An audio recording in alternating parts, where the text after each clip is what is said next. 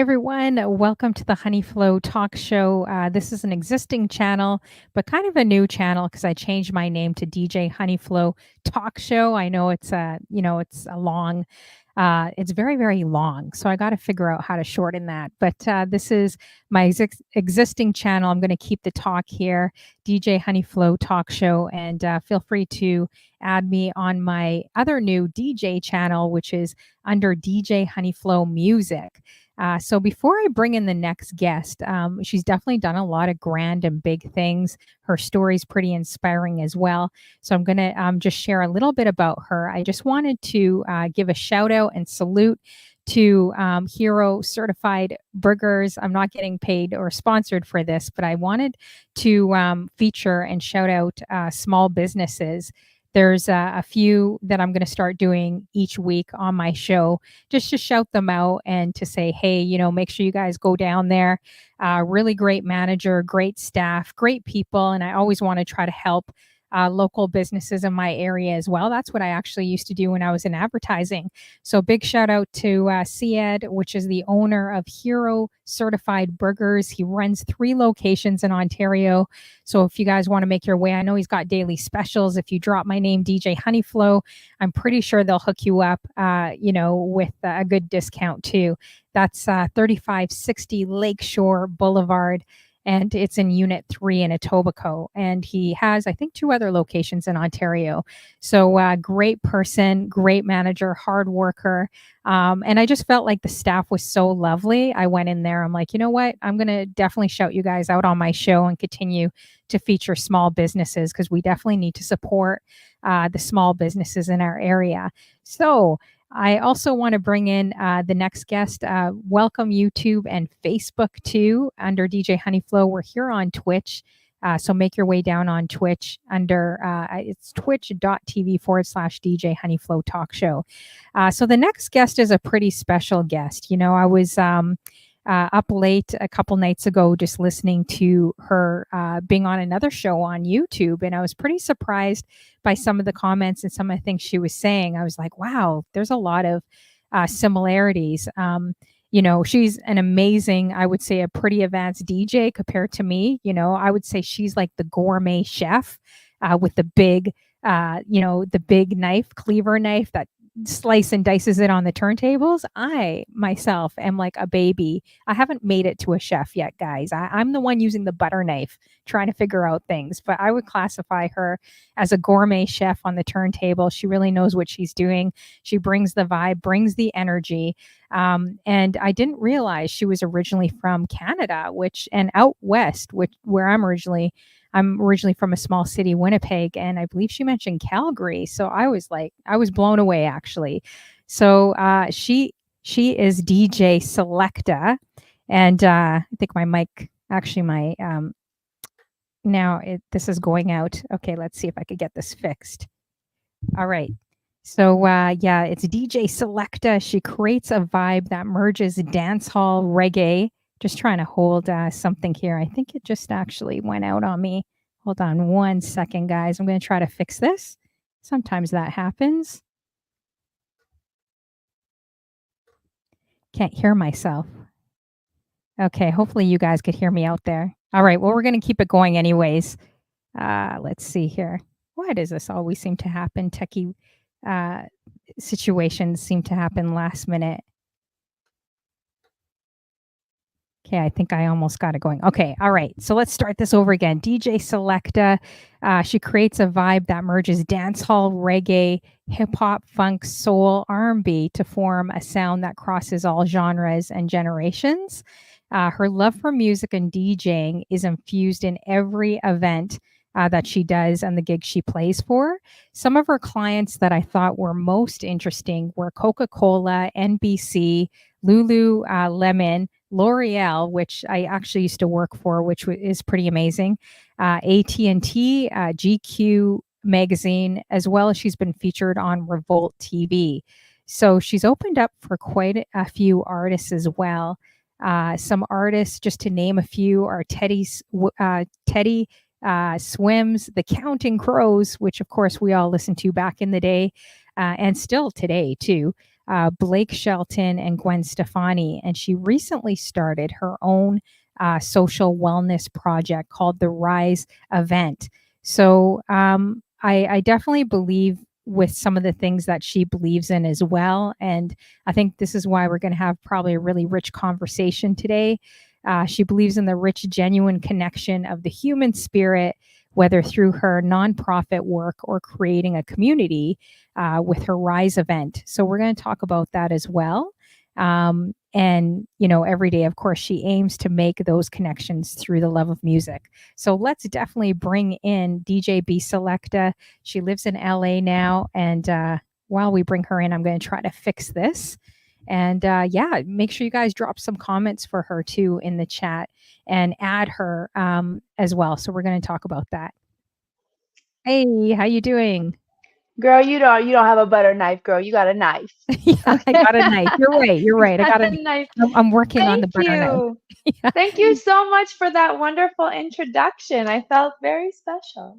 Oh, for sure. Well, you've done a lot, so, you know, it should be showcased and we're gonna definitely get into it as well with everything. So, I was interested, you know, I found your story so intriguing and interesting.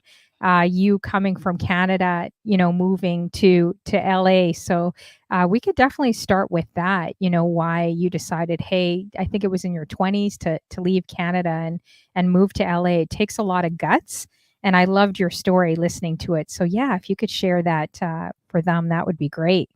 Absolutely, absolutely. Well, I don't know if it's guts or just ignorance.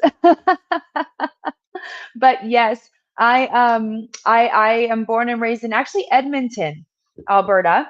And I left when I was about 21 years old. I was currently working for BMG Music Canada. For all my Canadians out there, I started with HMV. Oh, Yep, that was my first job was HMV. Then I moved to radio, and then I moved to the record labels. And I was working for BMG Music Canada. I was the youngest sales rep on the force. I felt like my dreams were definitely coming true, but the Canadian music industry is kind of, I call it like the B side a little bit, like if you really want to make it, you kind of have to merge down south. So I was thinking New York or California if I wanted to make my dreams come true. And at the time, my dreams were to be was to be an A&R rep for a major record label because I thought I had an ear for good music and that would be the right job. I never wanted to be in front of people. That was not my thing.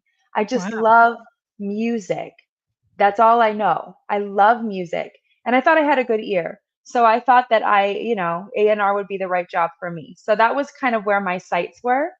And life is a journey and it's funny. And so one day I was looking outside of my office window and it was dark because in Edmonton in the wintertime, you wake up, it's dark, you get like a little bit of sunshine. If you get sunshine, usually it's just gray in the winter. And then it's dark again. So it was dark. And I love the sun. And I was like, why not me? Why not me? Why not me? Other people have these incredible stories. Why can't I have one? Why can't I do that?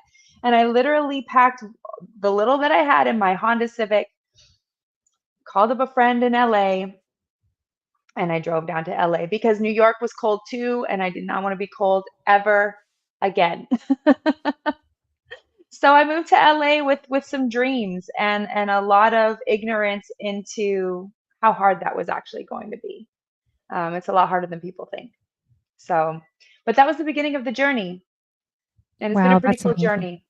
Did people Yeah. think you were crazy, like family, friends? Because I feel like in Canada, you know, not to generalize, but I do feel, and this is what I respect so much about the Americans, at least every state I've traveled 40 states, and I have so much respect, especially for everyone across the border.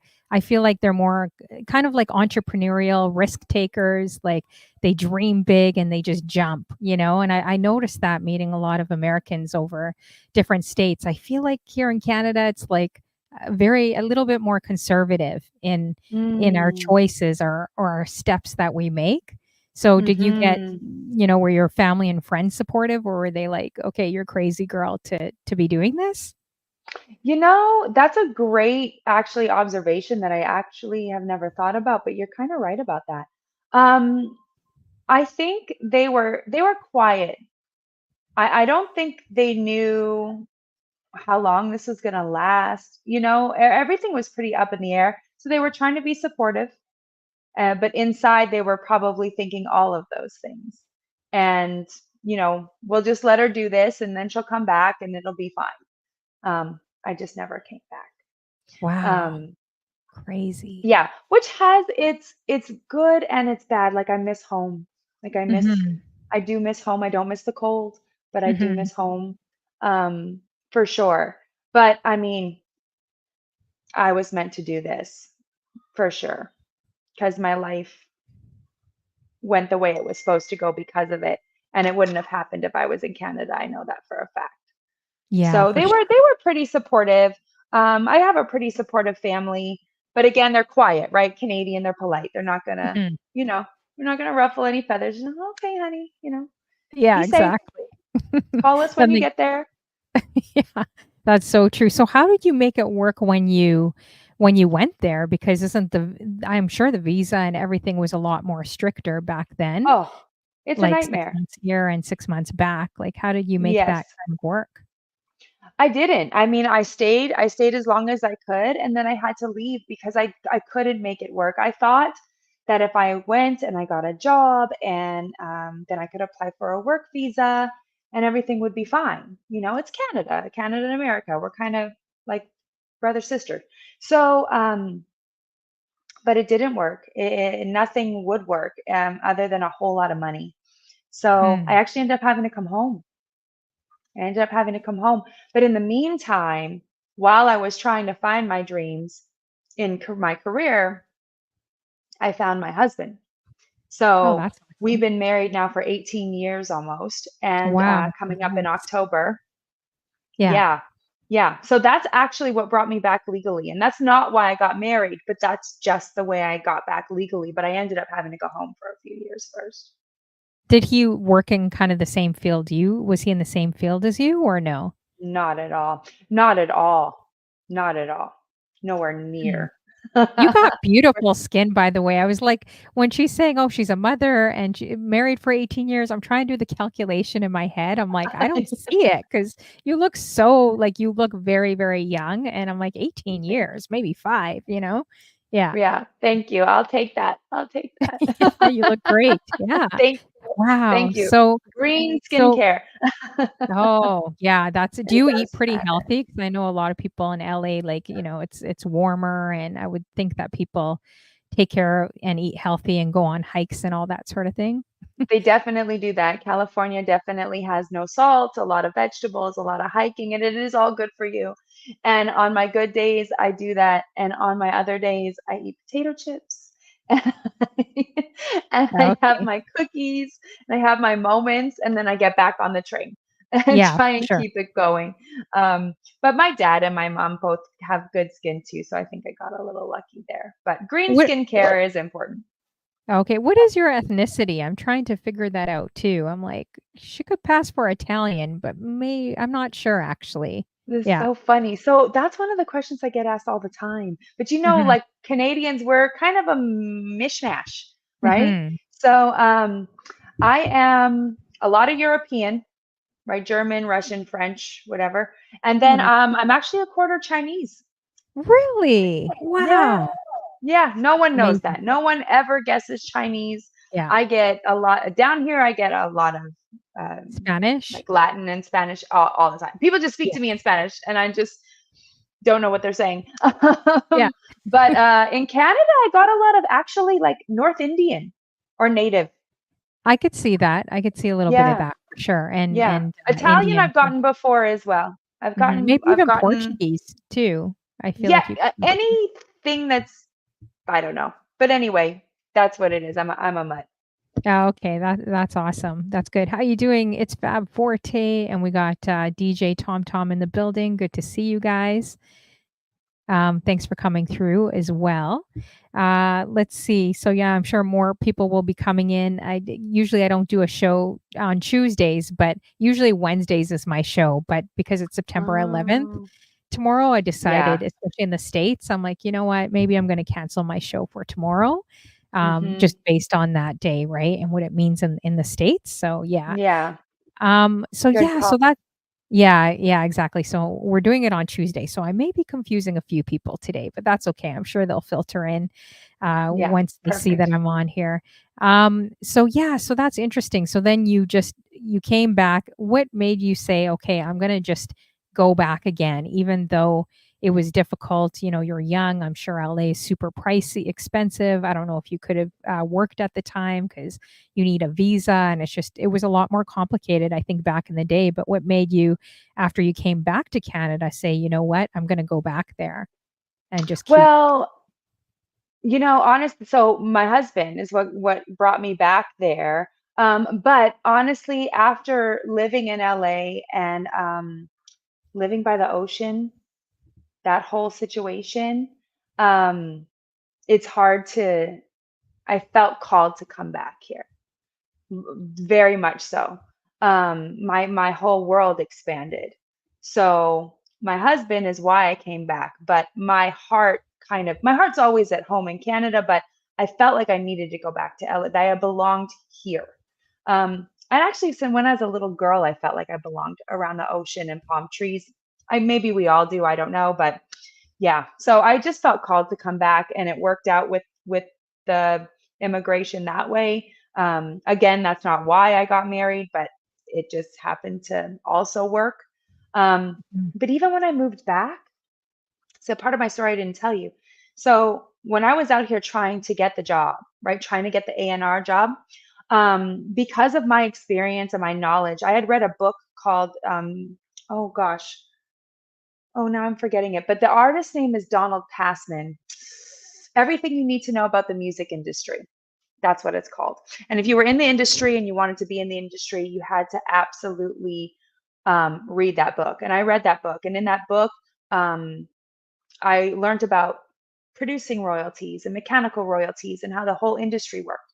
So when I came out here trying to find a job, I ended up doing some stuff for an entertainment attorney because I had the knowledge. And so, in doing those things for the entertainment attorney before I had to go back, and I definitely want to answer your question, DJ Ron Love. Um, um, I was able to sit with the vice president of A&R for Sony Music. Oh, wow. That's Yeah, amazing. I agree. I was like, holy cow, I'm about to sit down with the person who's doing what I dream to do. Um, this is going to be great. And I was only 22.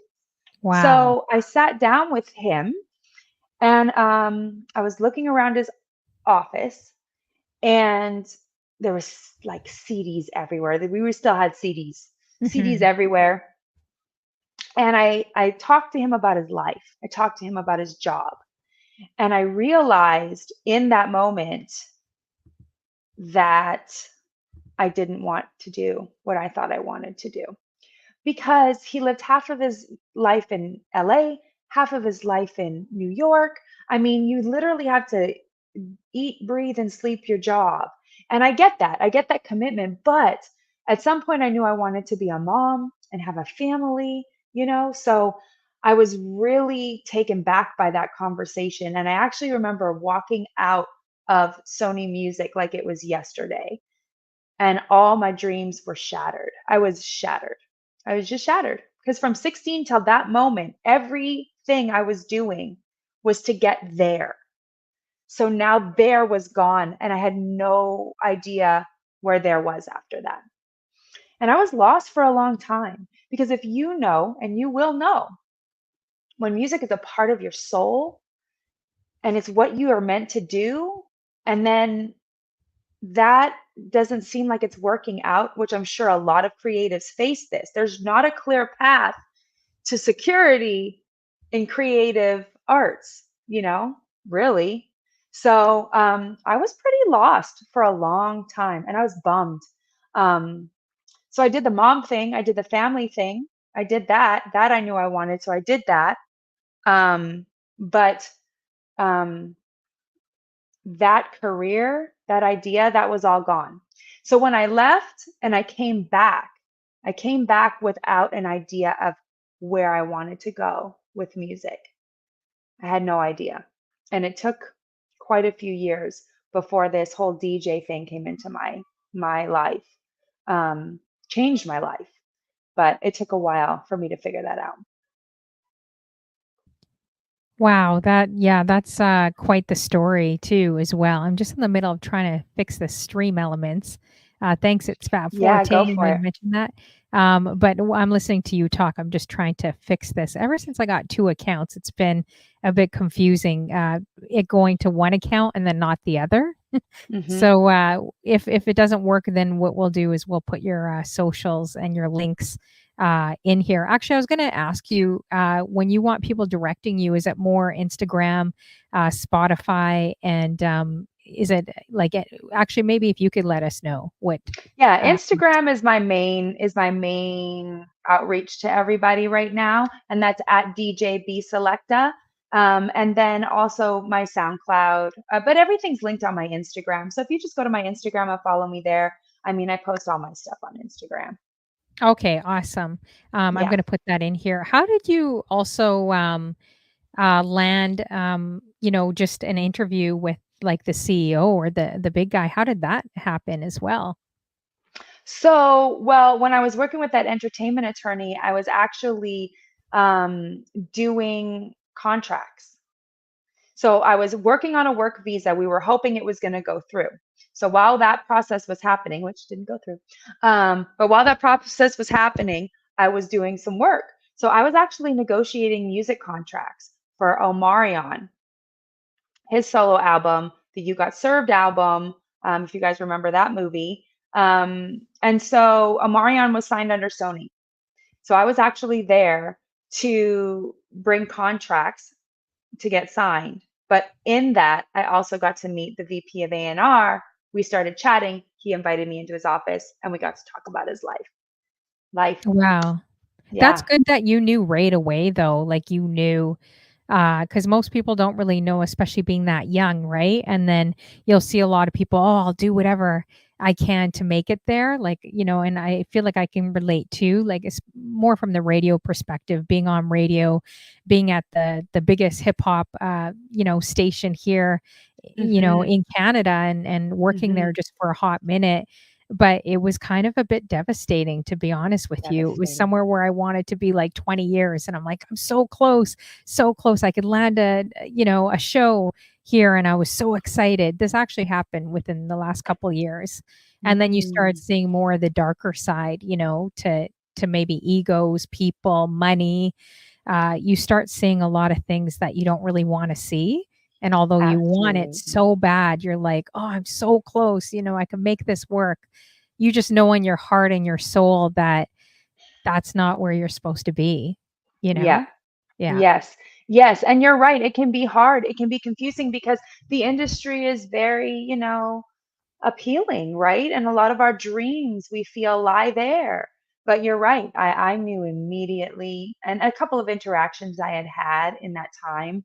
Like you said, you see the dark side. And yeah, my soul said no way. There's just no way I could be in this place. It just wasn't for me. And I'm so glad because where I ended up was so much better than where I ever thought I was going to go. So you're right, Fab Forte. It's the right time and the right place. And I saw one of your other followers, Tom, say that he wanted to quit DJing 1,000 times. You can never quit music. When it's a part of your soul, you can never quit music. It's just a part of who you are. So true. Yeah, and Yeah, and you're definitely speaking to people in here because I know lots of people, even big streamers I've interviewed, medium size. Like it doesn't matter who I interview. I always notice a common denominator that most people have felt like quitting, even if they're at the top of their game and they're in front of like absolutely. thousands of people. Hmm. Like I interviewed Jay Chalet a while ago, and she's huge. She went out to 12 Yeah, million people. She works yeah, for like the WNBA, my yeah. heart was like beating so much. I was like, "Oh, great. Like, don't nerd out." I'm like, "Honey Flo, don't be nerdy. Don't be nerdy in the So cool. interview." But I was She's like, so cool. yeah, I was like fangirling, just a little, maybe It's a lot fair. She's inside. dope. Yeah, Yeah, Jay she is super Chalet is dope. dope. She is super dope, and Yeah, I met so her at NAMM this last year. She's very oh, cool. awesome. Yeah, and she's very, very down to earth, but she talked Yeah. about how social media can be a blessing and a curse, like, just Mhm. in terms of, yeah, you blow up, but then you don't know how to deal with you go from, like, I don't know, maybe a few thousand people, and now boom, your video goes viral, your '90s video, and it hits to 12 million people. Now all of a sudden you have a few million people on your page, right?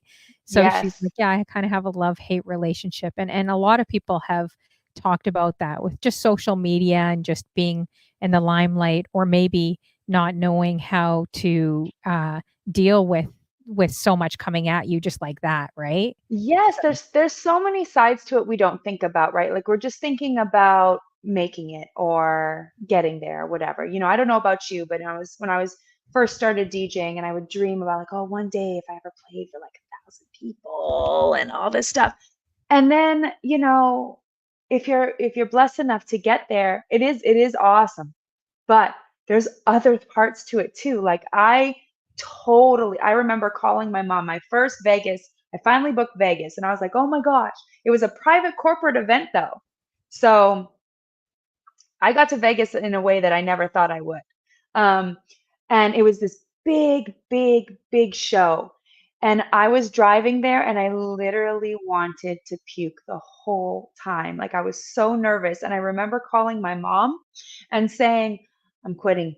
After this, I'm quitting. It's not worth it. It's so stressful. It's nerve-wracking. I hate this feeling. Um, and then I did the show and the show went awesome and I felt like I could fly and I was like, I'm not quitting. yeah, But that happens almost every single time. Like in this yeah, industry, even Jay Chalet, like she's got 12 million, now she's got to yeah, keep 12 million. Like it's just never comfortable. It's yeah, always, so it's a challenge. You got to have a it really is. thick skin and you got to You have like a do. strong heart. Yeah, Yeah. and to kinda know your priority, right? Like, because I think we're taught so much, like, how to chase. That's what I feel like the world teaches us, like, following, like, you're actually something if you have more people in your room or more following or more this, but it's, like, never satisfying. It's almost like a drug, and they say that in, entertainment that it could become almost like an addiction, even the fame, right? Yeah. So I think you have to really be grounded and know your purpose too, Yeah. and just basically even your life purpose, not even just with Yes. music, but you have to really sometimes take time away from social media to realize like what really matters. Is it maybe it could be the one person in the room that's in the hospital that's sitting on your show. Maybe that's the only thing that matters compared to if you have 200 people in your room, right? And Yeah. that's kind of how I'm viewing things a lot more because, uh, in the last couple of years, there's been so many people that have passed away too. Um, Hmm. so it definitely changes your perspective. But I think with entertainment could become a bit tricky too. Do you find that Super as well? tricky. Like the temptation and, just Yes. yeah. It's so easy. I was talking to my brothers. My brothers had a little time with modeling. They're beautiful men. But Ooh, anyway, let's talk here. How old are they? Are they just joking? they're Oh, just joking. and they're Oh, still are in they Canada, single? girl. Oh, they're Yeah, still no, they're single. not single. They're Oh, not okay. single. But anyway, Not they gonna had a work. little thing with modeling, and I just tried to tell them like, because it does look and feel fun, right? These things look and feel fun. But I said, anytime you have a job where your value is based on if other people find you valuable, Mhm. that's tough. And you have to be prepared to have the confidence in yourself not to succumb to that pressure of morphing to appease what you think other people want you to be, and that is so hard.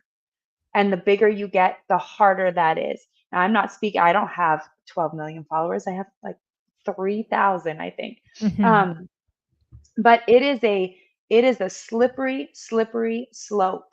And it's difficult. And that's why, I mean, that's honestly why I started RIZE, not just to help entertainers, but people in general to remember who they are and know that that's enough. That's enough. because we've forgotten that. And it's really hard to remember that in the world that we live in right now. So true. Wow. So why don't you explain a little bit about what RIZE is, and to people so they kind of understand. And I also heard that you also have a life coach, which I think is pretty awesome too. Oh my So, gosh, everyone needs a life coach.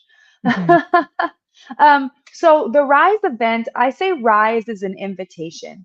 Rise is an invitation to live this life in the most beautiful, wonderful way. And you can look at it as rising above things. You can look at it as lifting your frequency if we want to talk about sound.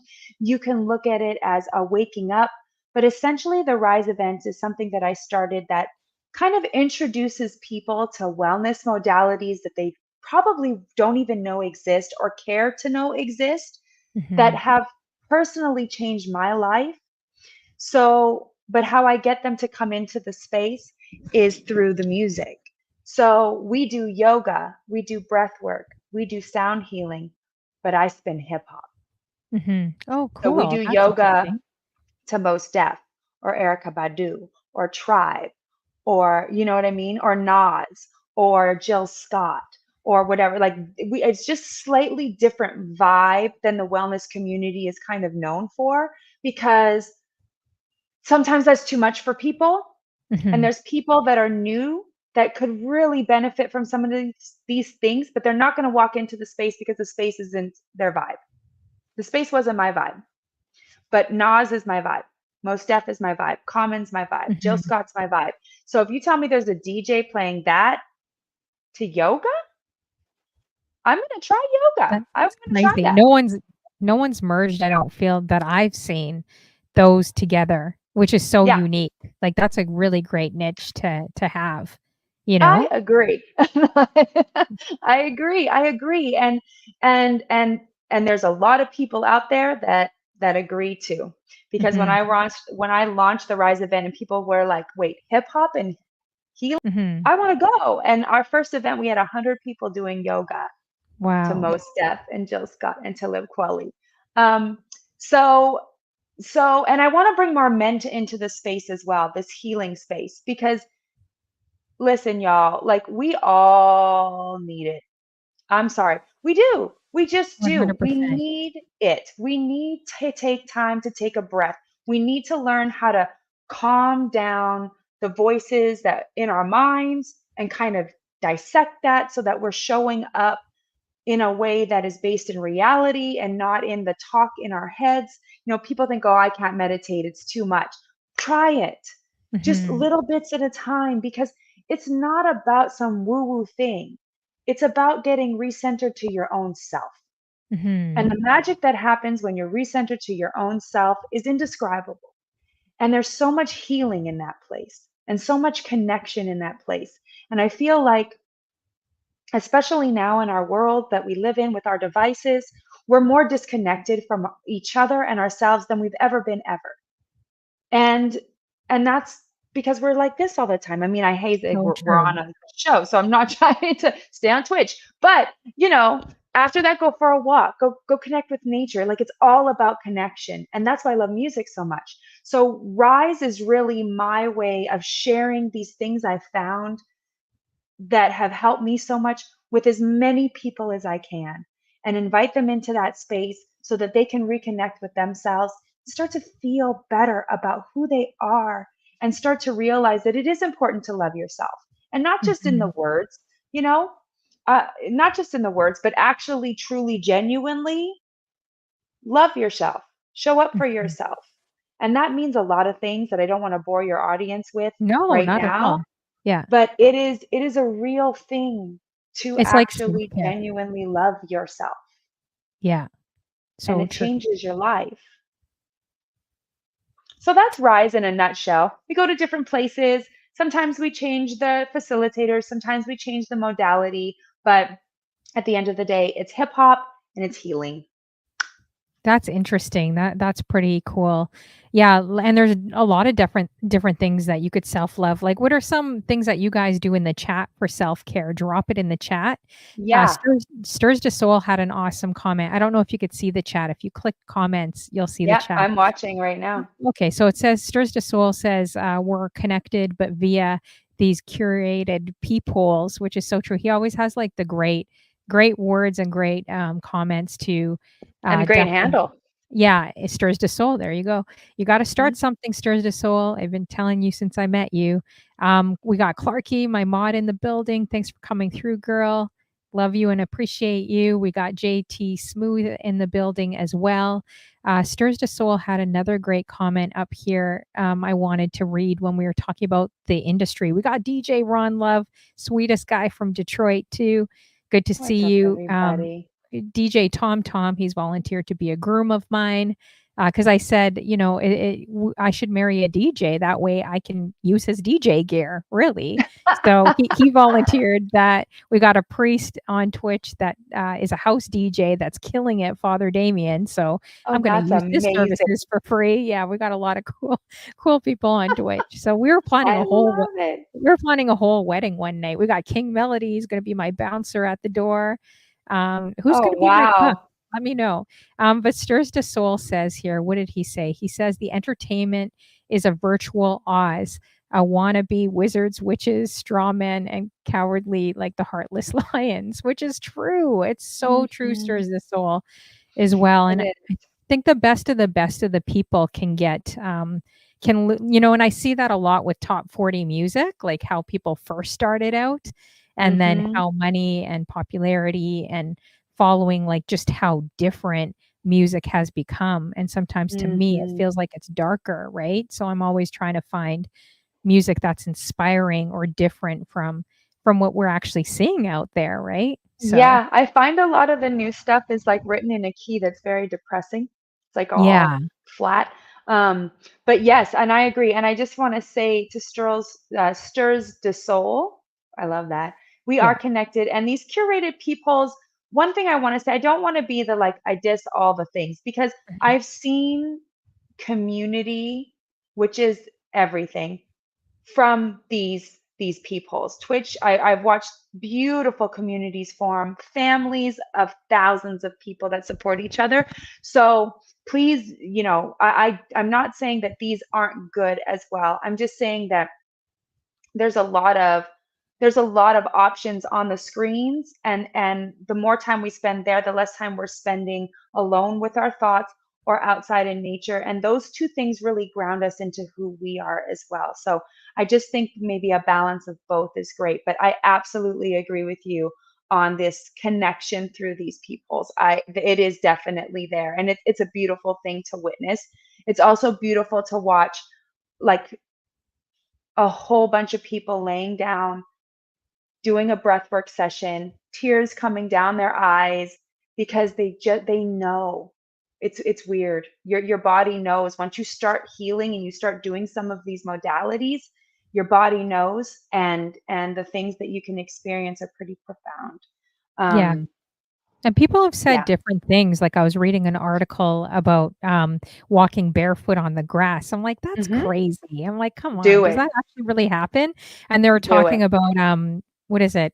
The electro Grounding. Yes. something in your Hmm. feet? They're saying Yeah. because we're wearing shoes, we're Yep. not feeling that with the earth or something. Hmm. And, Yep. like, for me, personally, I think God is brilliant in what he did, like, creating food and creating different things that we look and we don't even think even the clothes we put on the fabrics we put on could be Hmm. good for us or bad for us. So I'm kind of researching a lot of those things. So just the other day, guys, I was reading a book. I'm like, you know what? I never take advantage of this. I'm going to go in my nice backyard here and the squirrels are running around, the rabbits. I'm going to just take off, my sandals and put my feet in the grass and see if that actually works.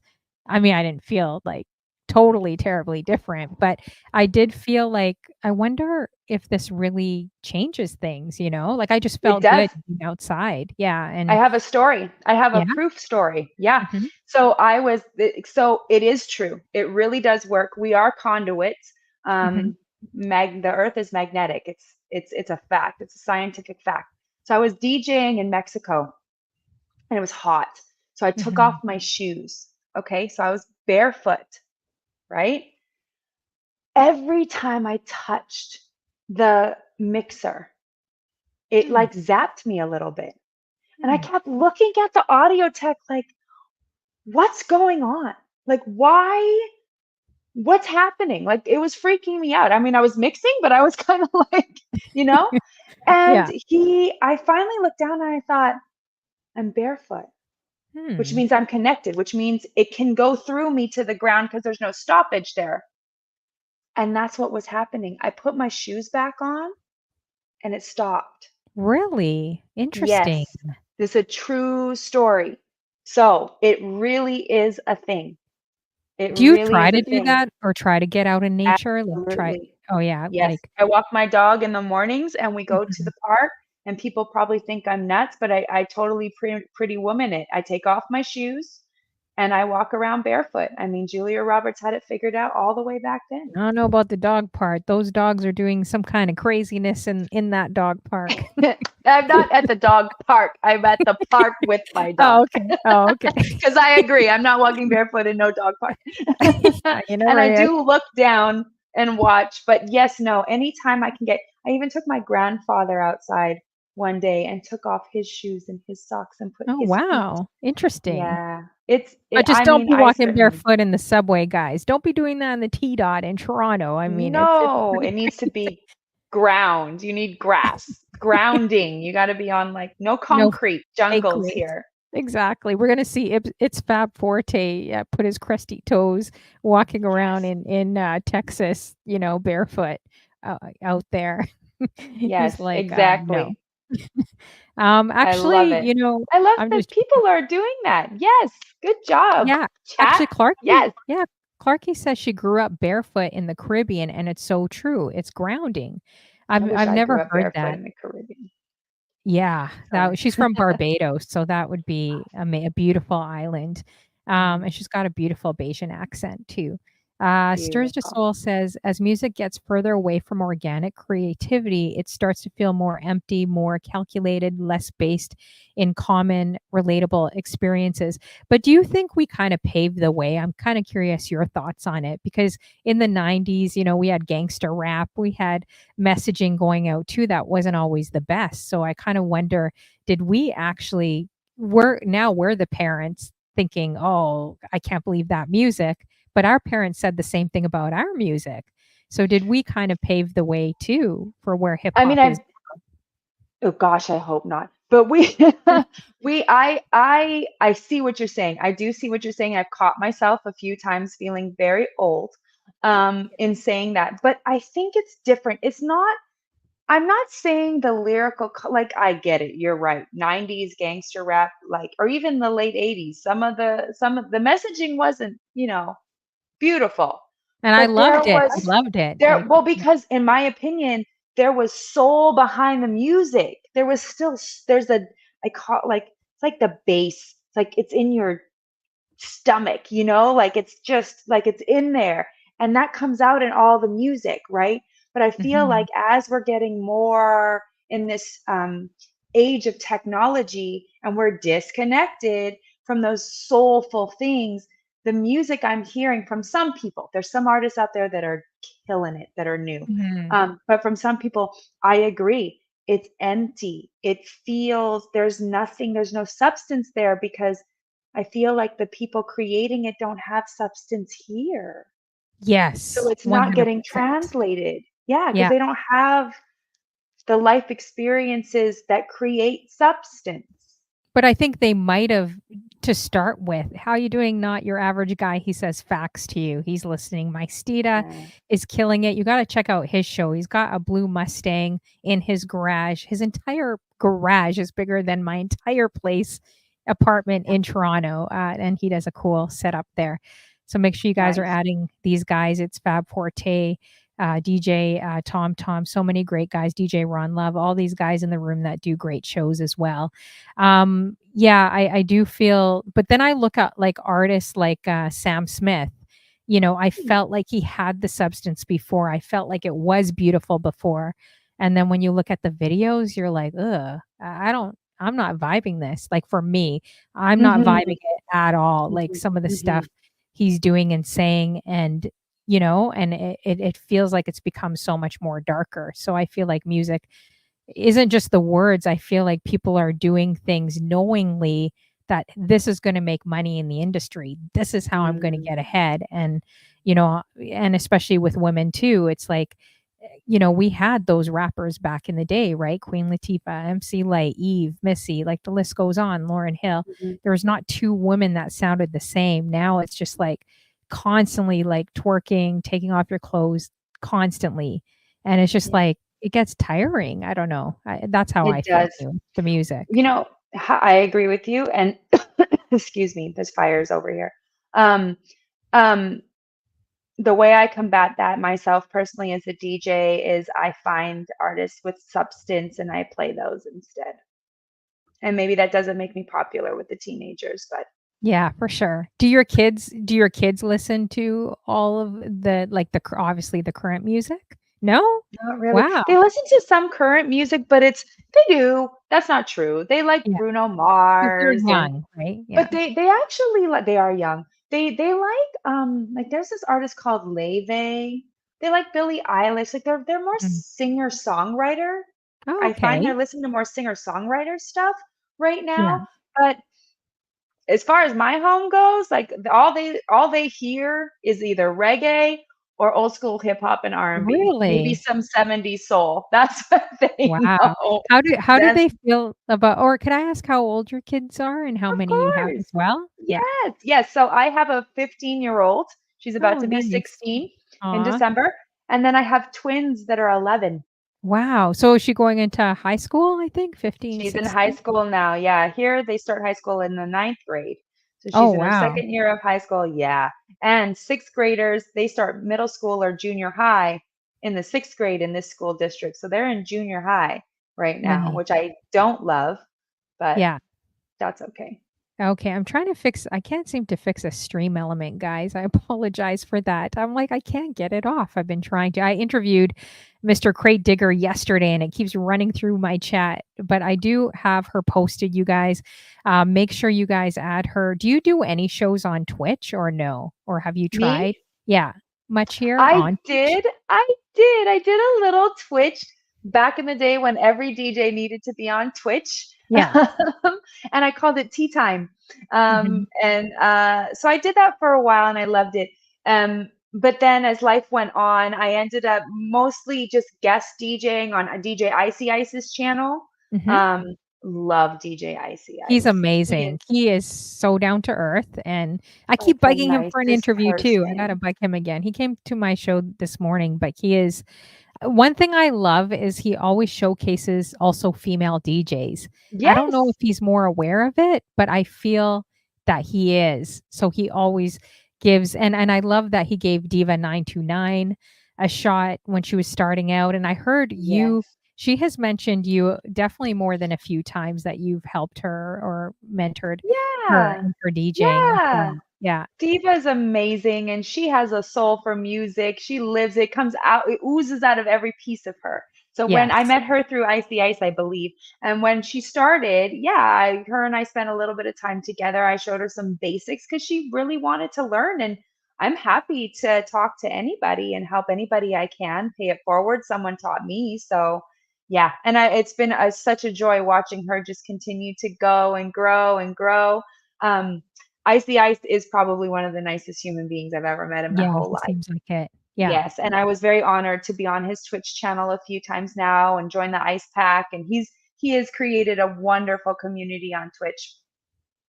And him and his wife are just the most solid, beautiful human beings you will ever meet. Honestly. How do you guys connect? Was it just living in LA or was it online that you connected? Because I've seen Ah, you at some of the jams, like, jamming away at, like, some of the LA parties. I was like, "Oh, man, that's so cool." Like, oh, it's the you're best. rocking it. I'm like, "This girl doesn't you don't make I don't see you make you don't make mistakes." Like, that's I one do thing make that I saw. I know you say thank that, you. but when I saw you, I'm like, "Oh, man, am I gonna be 80 Thank years you. old by the time I get this?" Like, but when I watch No. women like you, I think is truly inspiring and amazing. you know. Aw, thank you, Mom. I appreciate that. Yeah. No, I think I actually DJ'd on his Twitch channel before I did anything with Snapback or anything. So it started with that. And I'm trying to remember how I even got on his Twitch channel. But we had, the DJ community is big but also small. And I think we had Yes. some mutual friends. And maybe I was watching him on Twitch one day or something, and then he invited me to DJ on his channel. Wow. Were you Yeah. nervous at all, like, Oh, heading down there? And, I was I mean, you so see nervous. his room, it's so many freaking records everywhere, and then He's a legend. he's all Yeah, like this with his eyes closed. He doesn't even I need to, like, know. do he can literally do it with his eyes closed. That's what's me, my baby scratches sound like I skinned a cat, like, "Ee, You gotta stop saying ooh." stuff like that. No, I know. I'm kinda No, just joking, but I get it. No, I get it. I do there the is a lot same of thing. truth. There is a lot of truth to that too. I feel But you, girl. I I feel hear what you, you're girl. saying. So yeah, so 100% super nervous. In Mm. my world, DJ Icy Ice is a legend. He's part of the Beat Junkies, and he is a legend. I mean, if you watch his documentary, he is incredible. Fab Oh, I Forte gotta I got said she's not joking. That's funny. I'm not joking, but you're right, words are power, I gotta work on it. But hey, I'm honest, man, I know I kinda joke, I do the where same I'm thing. at. So I'm not being so hard on you, but Yeah. I'm also wanting to lift you up, girl. You're No, no, doing and I good things. appreciate that. I appreciate Yeah. I think my strong point is more radio, like, I come from a radio background, so it's very easy to be on the mic and storytell and different things like that than music, but Well, I and that's really a skill wish set. but I really do wanna learn more of the craft, and I don't know if you've seen, like, Tweak Music Tips, some of these competitions, I was so proud of Mhm. Diva 929 and some of them just jumping on, like, I that's what I know. love about her is her confidence. She doesn't even care. She's like, "I don't care if I have 1,000 DJs saying this about me. I'm gonna go in there and I'm gonna shoot my shot." And, it's Yeah, inspiring to me because she just started, it is. right? Yeah, she So, doesn't. She is not afraid, and that's what I respected about her all back yes. then. It's like, absolutely, I'll spend time with you. You're Yeah. ready. Yes, Ice does have a documentary, Ron Love. I think you can search it on YouTube. I don't remember the name of it, but yeah, they did one If on him, someone and it's can great. Google yeah, Mhm. Google DJ Icy Ice and see if you guys could get the documentary and then just drop, the comment in the chat Yeah, of it if you can as well. So super, super good. yeah, so that's Yeah. awesome. So how long would you say like, when did you, start DJing? Because I know you said you were obviously working in music and HMV and on this huge musical journey, but when did you Yeah. actually start getting serious about DJing and starting? So that's also a story. My daughter was 2.5. So this was I don't know what to do with my life. So I ended up getting married and having a daughter and being a mom. So 6 years later, maybe from that day that I walked out of Sony Music, and I was sitting outside.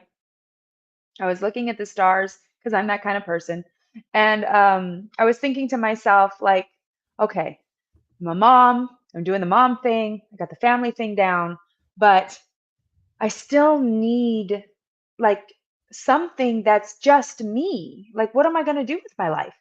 Um, and I had seen on the news about 6 months before then that female DJs were taking over Hollywood. Mhm. And a girlfriend of mine was looking for a job, and her boyfriend was a DJ. So I suggested to her that she should ask him to teach her how to DJ, and then she could make some money on the side while she was looking for a job.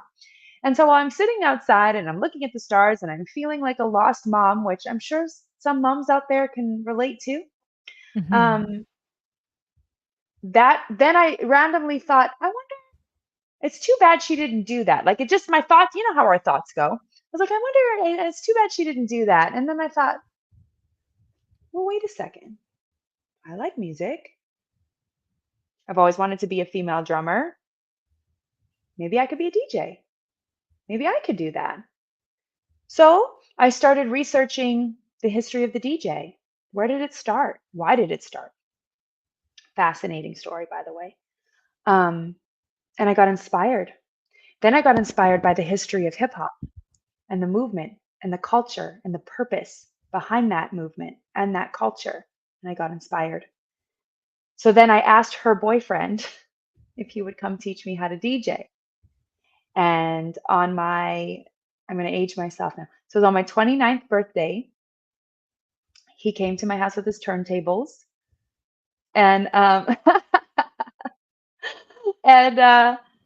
and he taught me how to mix music. And I spent 8 hours in my garage that night. Like I didn't want to leave. Oh, I was wow. so hooked. I was hooked. I was absolutely hooked. And the first track that I ever mixed together was "I Just Want to Love You" by Jay-Z. With "I Just Want to Love You" by Jay-Z. I was just working on learning how to mix correctly, and I literally spent a year in my garage, put my baby to bed, and I'd go downstairs and I would work on mixing or scratching or beat juggling or whatever, but mostly mixing and creating sets. Because I thought to myself, after doing my research, if I'm going to come out as a hip hop DJ out here in California and I look like this, I better come correct with some skill sets or I'm going to be like booed off the stage. So I For worked sure. really hard on the basics so that when I did do my first gig, I had some skills to show that I understood the art of DJing and the importance of that.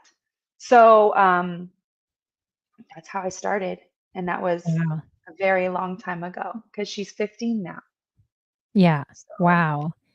That's yeah, yeah, that's pretty awesome. And I heard you in the other interview on YouTube talk about, and that's where I felt like we could relate to not just our journeys coming. Well, I mean, I didn't go to LA, I went to Toronto, but packing up my same. stuff in a car just like you. Yeah, exactly. And just leaving. And so I felt like that was in common. And then you mentioned that and we're going to get to that, that you are always a visionary, like a big dreamer. And I'm definitely that. I feel the same way in my heart. I always think and visualize like bigger things, bigger dreams, you know? Mhm. Yeah, so it's interesting. And then just what you talked about, the music industry, seeing kind of the ugly side, same thing as well. Yeah, so it was just interesting, some of the parallels that, I I was love thinking. it. But then you also mentioned Lenny Kravitz, which I thought was pretty this I'm just like, when I was listening to you, I was blown away. I'm like, we're Oh, gonna have a great conversation because there's oh, so many things we have in common. It's insane. Like you yeah, mentioned girl. in the interview, you talked about Lenny Kravitz, drummer. And Yep, as you were saying that, I'm like, oh my gosh, I gotta share a funny story with please do. you on it wasn't the drummer, it was the bass guitar. But I want you to share the story of, just Lenny Kravitz, like just you saying about the drummer or, how Oh, that inspired you? well, Are You Gonna Go My Way came out and took over the whole entire world. And if you know that video, you know the drummer. And I just remember seeing her and being like, she's the coolest person I've ever seen in my whole entire life. And I Mhm. want to be a Jaybird.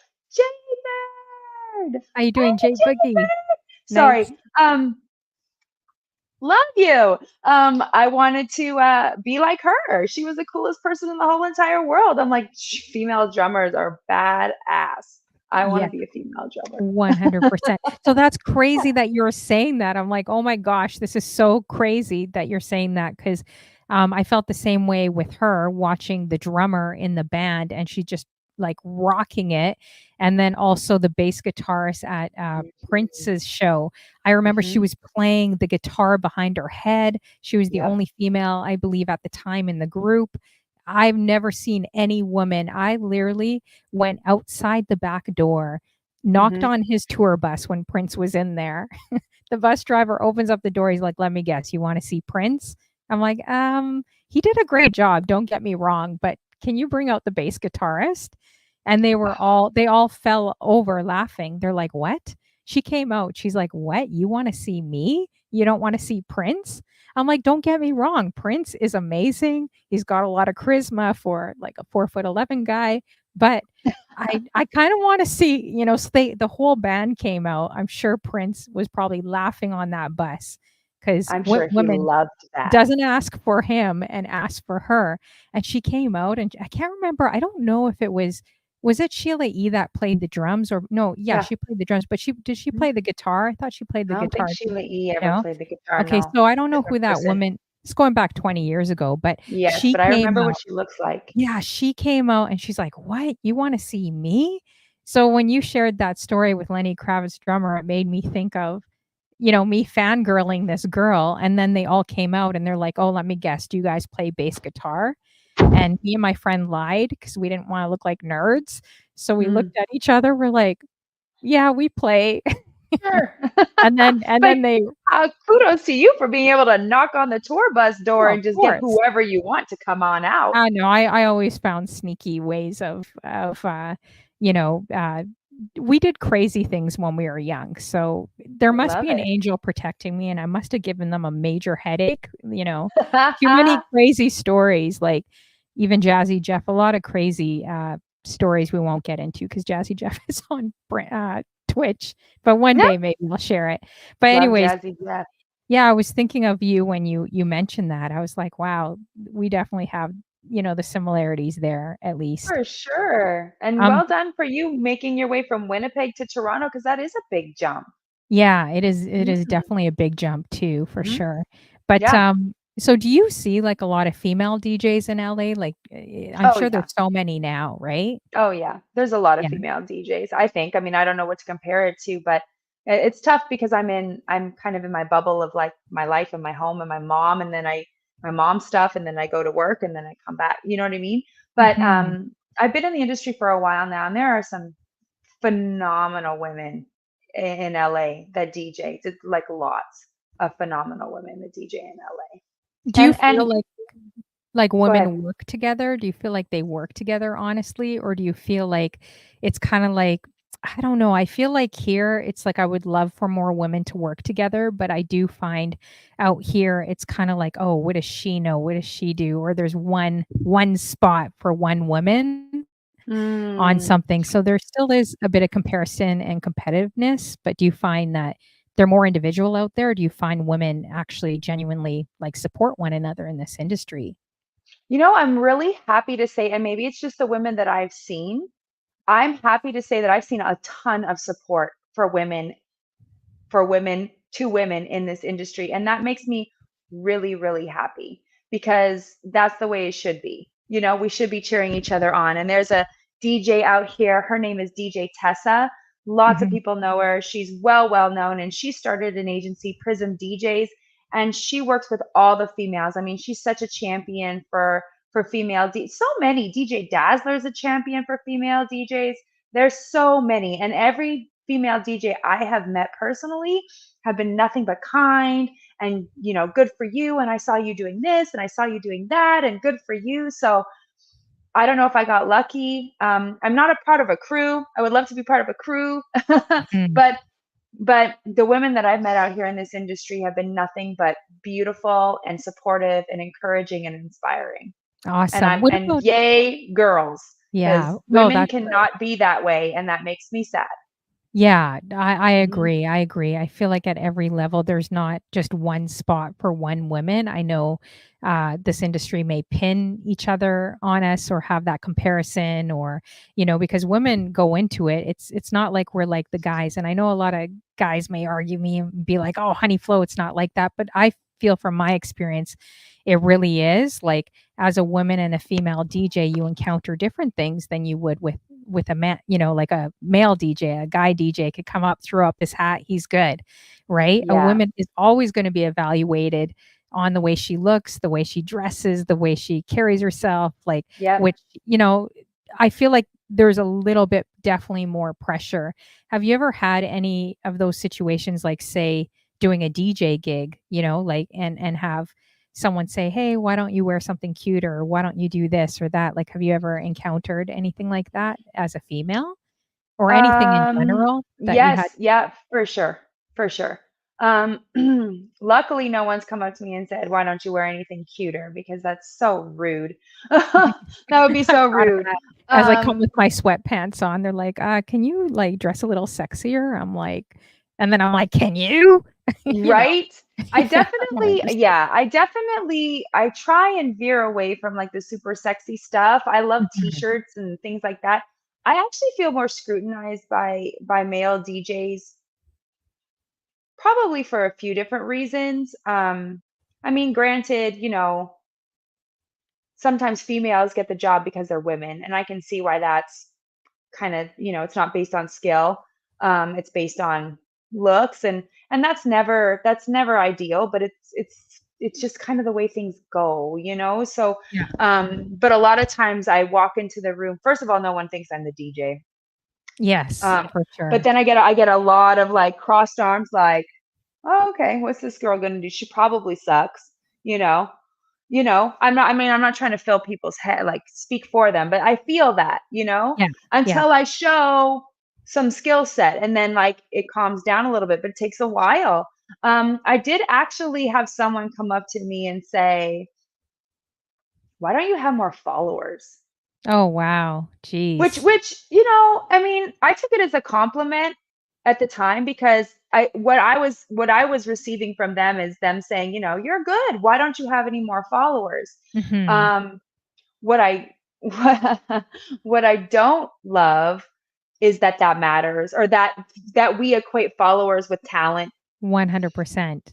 Yeah. Yeah, that bugs me a little bit, but that's also kind of the nature of the beast, I guess. So I'm not like whining about it. I'm just sad that it is the case. I feel like Um, something's gonna happen though. When I was watching your IG page, I literally feel this for you actually. I can't remember who the other girl is. I've posted her on my page on Instagram, and she was at where she's super brilliant, super talented.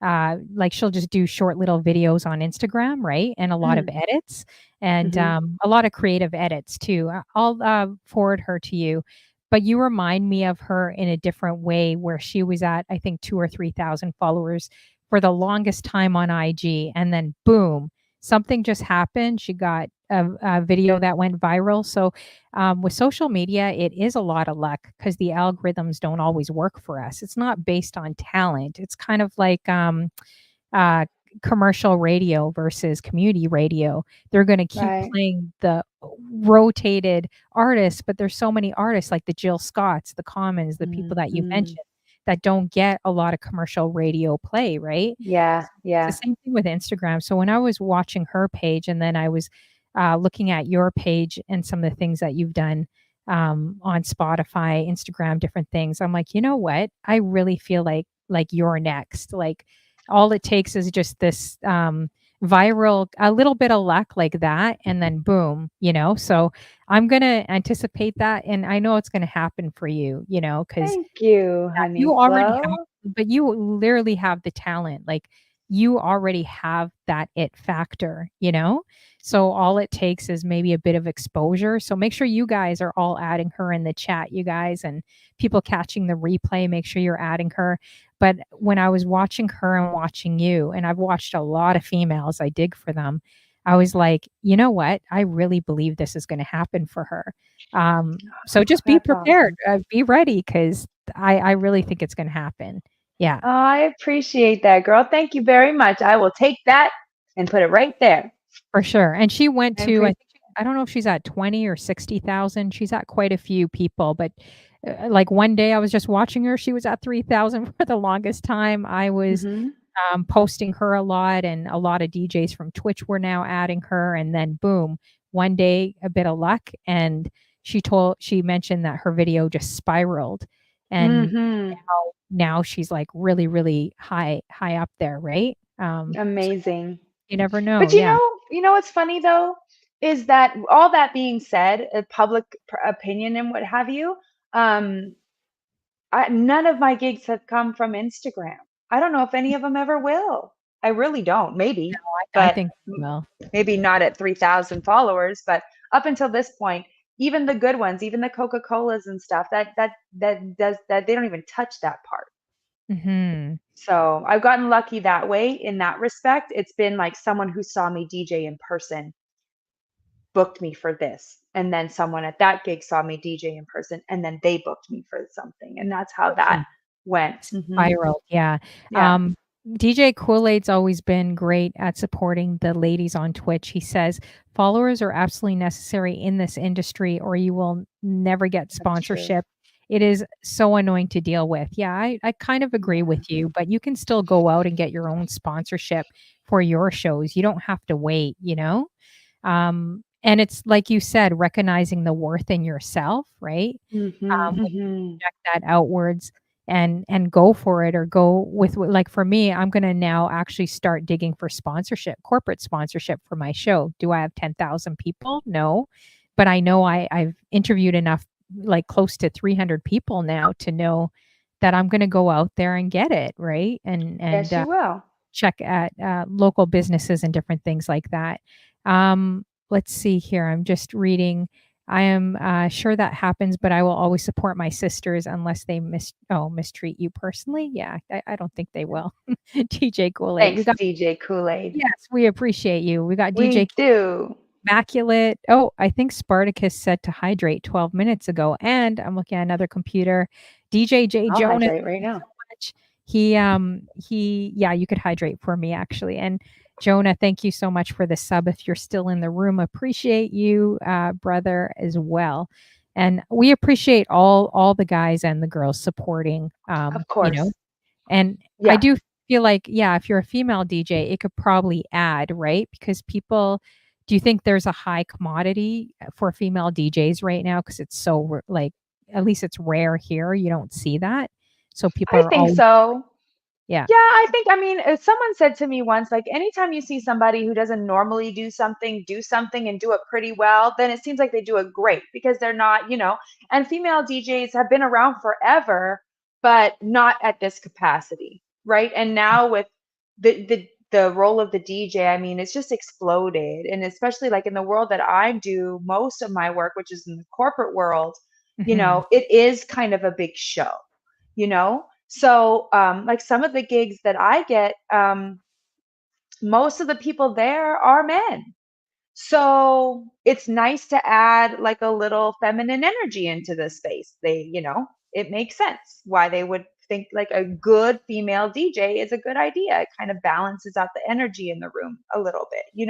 So true. Um, yeah, but no, it's still a thing. It's still a female drummer or a female bass player or a female, it's still got that cool factor. And I'm so glad to be a part of that group. I get a little happy inside when, oh, you're a DJ. That's so cool. It's like, it is cool. Yeah, for It is sure. cool. And it's a lot of fun. So do you do that, have you done it full time? Are you doing it full time as a full-time DJ? I mean, that's my job for sure. That and Oh, the RIZE event, but also mom and mhm. mom, but yeah, that's my full-time job. I mean, I'm happy to get 2 or 3 gigs a month Yeah. and be I done was with gonna it. say that's hard to do, like, especially being a mom, like, how do you Yeah, it's balance not 40 everything? hours a A lot. week. No. Yeah, yeah. Mm-mm. It's a lot, No. though, like, Hmm. balancing out being a mom and, just balancing out everything, right? That's kind of a lot. Yeah. It is for anybody, right? It is for anybody work-life balance for sure. The thing that suffers the most is like the scratch practice and all that stuff. I'm either getting ready for the next gig or getting ready for the next gig, Yeah. and I would love to spend more time honing my skill set in a little bit better and leveling up. I think it's important. But honestly, as a mom is probably the best job I could have ever gotten because I can take 3 gigs a month and be okay and spend a lot of time with my kids. I mean, I'm the president of their PTO right Oh, I love now. that. What is It's what is your great. what do your kids think about you being a DJ and your husband too? Like, what does he think? What do they all think about it? Um, you might have to ask them. I I think they all love it. I think like my husband loves it, like he loves it, but it's I've been doing it for a long time now. So, Mhm. it's kind of just whatever I think to him now. My kids love it for sure. They love that I always DJ their dances. I won't do any other schools, but I will DJ their Oh, dances. that's Not so not cool. That's dope. Yeah, well, I'm trying to help out, it saves them money. Yeah. And I want them to have fun, and it's It's actually really hard cute. The though. Those DJ, kids yeah. are don't the kids the music, they want it changed every 5 seconds. You're like, "Oh my gosh, I'm exhausted." Playing one Yeah, thing. that's why I don't do other schools. I'm not trying to be rude, but it's Yeah. not my thing. Like, and no, especially middle school and high school, like, Mhm. no. Not for And me, just not for me. you I always want respect the the dirty ones that do version. it though.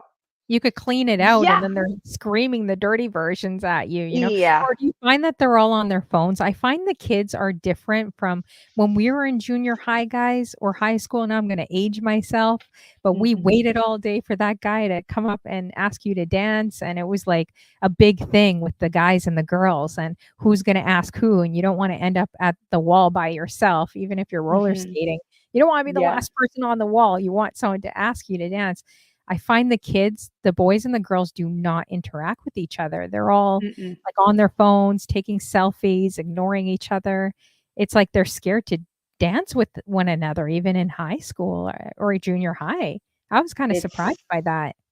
That's why I'm the PTO president, if I'm Yeah. being honest. I did not desire to add anything to my plate, but like guys, the kids, they're in trouble, y'all. Like they Mhm. don't know how to interact with each other in real life. They Yeah. don't. They jump up and down and they have their phones and they form. And I mean, I guess, listen, uh, we had mosh pits when I was younger too. So I'm not, yeah, Yeah. cooties is a factor. That's very true. Cooties is a factor. But you know, I just, it's really, I believe it's really important to just us older folk that know a little bit to just continue to pour back into them. Like, okay, yeah, all that stuff, but also this. Like, let's learn how to be in front of each other. Let's put the phones away. Let's do things together. Let's build community in real life. Let me Yeah. see you. I see you, you know, this way, not this way. Yeah. Um, yeah. It's so They true. yeah, but no, high school dances, I will never DJ ever. Middle school, not interested at all. Elementary, super cute. They're cute. Um, but yeah, yeah, the kids, exactly right. Who Oh, works for peanuts? That's exactly true. exactly. We got Cheryl Squad in the Yeah. building. Father Damien, I know I missed a bunch of people. Lisa Biza is back again. Thanks for coming through again. I just met her on the weekend. Loyal listener. It's always nice to meet people that that watch your show and are really genuine and Yeah. awesome in real life. We got Boa Ninjas from the UK, and it's late there. Thanks for joining us. We definitely miss you on my show. I hope you're doing well. DJ K Immaculate, DJ Funklore. Funklore would be a great guy to chop it up with too. He's done a lot in the music industry, worked with a lot of artists, Ice Cube, Snoop, and just so many to name. So you Nice. never know who's in the room and who you can connect with. Funklore, Absolutely. she'd be a great person to connect with too. Djbselecta. So make sure you guys are adding one another, and you never know, like networking and talking. You never know, right? Um, Absolutely. I always like linking Rhonda Smith. great people.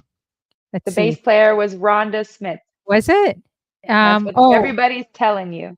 drop her link. Okay, she's on Instagram, Spotify, and a lot of other platforms. For some reason, my Stream Elements is pulling up Mr. Crate Digga. I interviewed him last night. Keeps pulling up his info. So let me go back. Give me a minute, and I'm gonna just post it Um, on the screen. But it's running in the Funklore, I was scrolling. on Twitch. I do have a Twitch account. I'm just not active really right now. So at Djbselecta is really the best way to get a hold of me There we go. on Instagram and see my stuff. Yeah. Would you jump back on Twitch or no? Are you good with what you're doing now? I feel like you would definitely Oh. hit it off like on Twitch. A lot of people would be interested in checking you. I've actually been thinking, it's funny you brought that up. It's been coming back into my heart again to actually bring that tea time back. And because it was like afternoons and I played, like, I just love being able to play whatever I wanted and maybe some down tempo stuff. And so I've actually been thinking about it. Plus, I like talking to people. Um, Mhm. so we'll see. Maybe, I think it would be good maybe. for your RIZE event too, and some of your because you seem very motivational and inspirational. Like, I could definitely see you doing talk as well, like talking to people and helping them. Doing Thank something more you. on the motivational side, just speaking. Yeah. Yeah. That's Mhm. kind of that's why I call it tea time. Like tea, like sipping tea, but also spilling the tea and also, whatever you want to make tea mean. Yeah, for sure. So Yeah. DJ I think Funklore, about it's it. here. Just look her up, Djbselecta on Instagram, Spotify. And if you go to her main page, Instagram, guys, you'll see all her links there. So Yeah. you could add her to what have you. And I encourage you guys to network and connect with one another. You never know what each other can bring and how we could help out each other, right? So Hmm. definitely connect with her. She's in LA as well. And oh yeah, he says we need you, and there are a few comments dropped here. So definitely check each other out too. I DJ will. Kool-Aid, he's got a little son. I think he's 7 years old, but he started when he was 4 or 5, I believe. That was probably one of my hardest interviews, interviewing a kid that just says Oh yes and no. my I'm like, I gosh. need help here, but he thinks I'm so cool, and he's such a cutie pie. That's So awesome. now he's doing schools and big stadiums, but that was the biggest thing they Wow. said was the following. It's hard when they see other kids have such a great following, and then he doesn't have, like he's still growing and still trying to get Mhm. out there. But I Mhm. think slowly, DJ Kool-Aid people are seeing your son as well. But he said, yeah, that's a thing that he hates, that it's all on your following, right? Uh, Yeah. but I don't think It it's doesn't important. always have to be. Exactly. It seems like it's super important, and I'm sure that it is, but I've had some success without a big following. Exactly. So we're going to get into that as well. That's what really interests me. Some of the things that you've done, and I'm just curious how you were, able to form those connections. Was it kind of word of mouth? So I'm going to list this again, you guys. I said it earlier on in my show, but some of the top brands, and I posted a few of them here. She's worked for is Coca-Cola, NBC, Lululemon, L'Oreal, AT&T, GQ magazine, as well as appearing on Revolt TV. So she's also opened up for Teddy Swims, The Counting Crows, which is amazing, Blake Shelton, and Gwen Stefani as well. So I'm going to go to the artist that you opened up for. Who was kind of the first big artist you opened for, and how did that kind of happen where you were able to open up for more and more artists as well? So, the first artist I opened up for it was actually Blake Shelton and Gwen Stefani. They were both performing. Hmm. And it's that's why I say it's God, it's the universe. Like there's no way I could have planned the structure of what happened to get me into that room. There's no way. So what Hmm. happened was I was DJing for I mean, I don't know how far we want to go back, but essentially someone saw me DJ an event, and that person just so happens to work for an agency, and that agency books out gigs for people like Gwen Stefani and Blake Shelton and Coca-Cola and NBC. And so they saw me DJ this event. They thought I was good. They stayed in contact. And then, like 2 years later, I got a call for my first gig with that agency. And that was the big show in Vegas I talked about. Wow. And so that went well. And then that led to another event. And then that led to the Gwen Stefani Blake Shelton event. And it was surreal. I have no other words for it. It was surreal. Um, I mean, they even had my name on the booth. Like it was just crazy. Crazy. But then you get into your space and kind of everything else becomes blurry and you go back to what you know. And I just jam. I just try and jam. I look at the people that I'm there to serenade and the vibe that I feel like is supposed to be created in the space. And the good news is a lot of people in those industries and those companies, they're our age. Mhm. So they like our music. And I Nice. have the balls to play Dr. Dre at a Yeah. NBC corporate event, and I'll totally do it. So Yeah. I totally do it. And Wow. it goes over great. They love Snoop. Like they love 90s hip hop, you know? You can, I mean, there's a fine line there, but totally. So that's how that happened. And then just through other gigs, I've got about 3 agencies out in LA that book massive events. And they saw me DJ, they picked me up. I'm not exclusive, and they just send me these gigs. And through them, I booked all of the big ones. So Gwen Stefani, Blake Shelton, then the Embassy Super Bowl party. That was a Super Bowl party. When it was in LA. So fun and crazy. Um, and then I did Teddy Swims and the Counting Crows together as well, and that was it was just fantastic.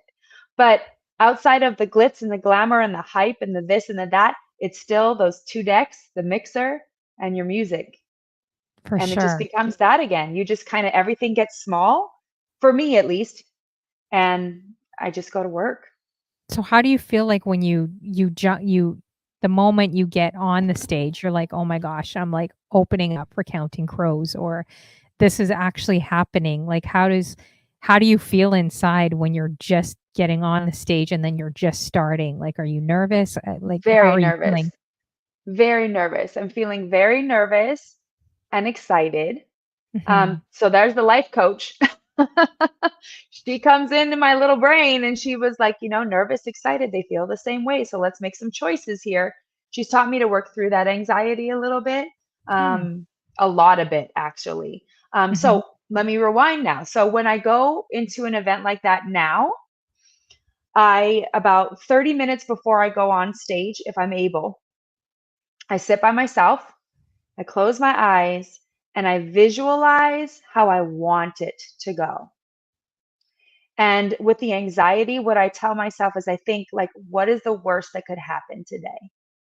And usually the worst is me messing up, which at Mhm. the end of the day isn't ideal for sure, but it's not like lives are over, it's just a Mhm. bad day.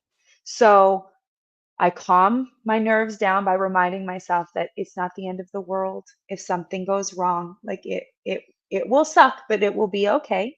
And Mhm. then I visualize how I want it to go. And I feel that. I feel it. I see it. I feel it. I smile and I try and take that energy and then I walk on stage. And it's I still nervous, but I'm trying to bring that energy with me on stage instead of scared and nervous energy. And my life coach really helped me fix that because like I told you before, that first gig I wanted to puke, like I wanted to jump out of my body. I was so scared. For sure. Um yeah, cuz it's scary. You gotta, and sometimes a lot of times, people don't realize how much fear you have to push through when you walk on a stage and you're commanding that attention. But then doesn't that fear and nervousness start changing into like excitement? And if it's something you truly love, doesn't it kind of form into anticipation and excitement? And you just have this like energized feeling. You're like, oh man, like I love this. This is where I'm supposed to be. Oh my gosh. So once you start and it goes, that's right, Fab Forte. It's exhilarating once you're in the zone. That's what I was going to say. Once you start and you go, and if you can get into that flow state and it's all working, it is the most exhilarating feeling. Like I Hmm. remember that gig in Vegas, I was DJing for it was called the Couture Show. And so there was a live band, and then I would DJ like before the band, and the band came on, I DJ after the band. But there was a little bit of time of crossover in between. Never been on stage with a live band like that in my life. And there was 3,000 people there, Hmm. and it was huge. And I was overwhelmed, but it was going well, so I was feeling good about it. And then when the band started, and they were like the guitar player came up beside me and he started going and they're chanting, I swear they're chanting selecta selecta. Wow. I could have died. I started scratching like I didn't even know what I was doing. Like I That's knew how to scratch, but I was just like an out of body experience. And wow. it was the most exhilarating. Yes, I felt like this is what I meant to do. When I walked off that stage, I could have flown. But Aw. that's how I felt after my first gig, even in a little tiny lounge. Like it just, yes, when you do what you're supposed to do, you do feel it. And it is amazing. And it is Mhm. exhilarating for sure. Wow. So you would probably just tell people, just do it basically afraid, like just push through, the fear. Cause sometimes that fear, and I'm gonna take what you said too. I think I would love to have a life coach as well, or just some of the things that you mentioned, I think are really helpful too, just to kind of calm your nerves down.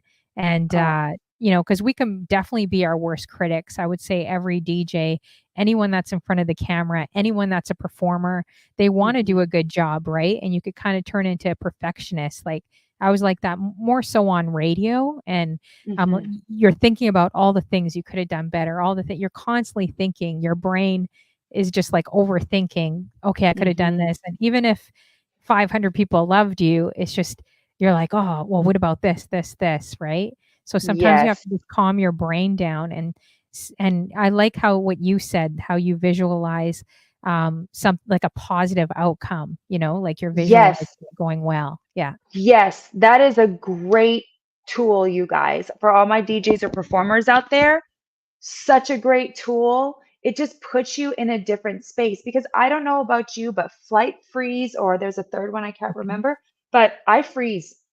I'm a freezer. So when I get scared, I get very still. And then you don't get to show up as your true self because you're not your true self. You're your afraid self.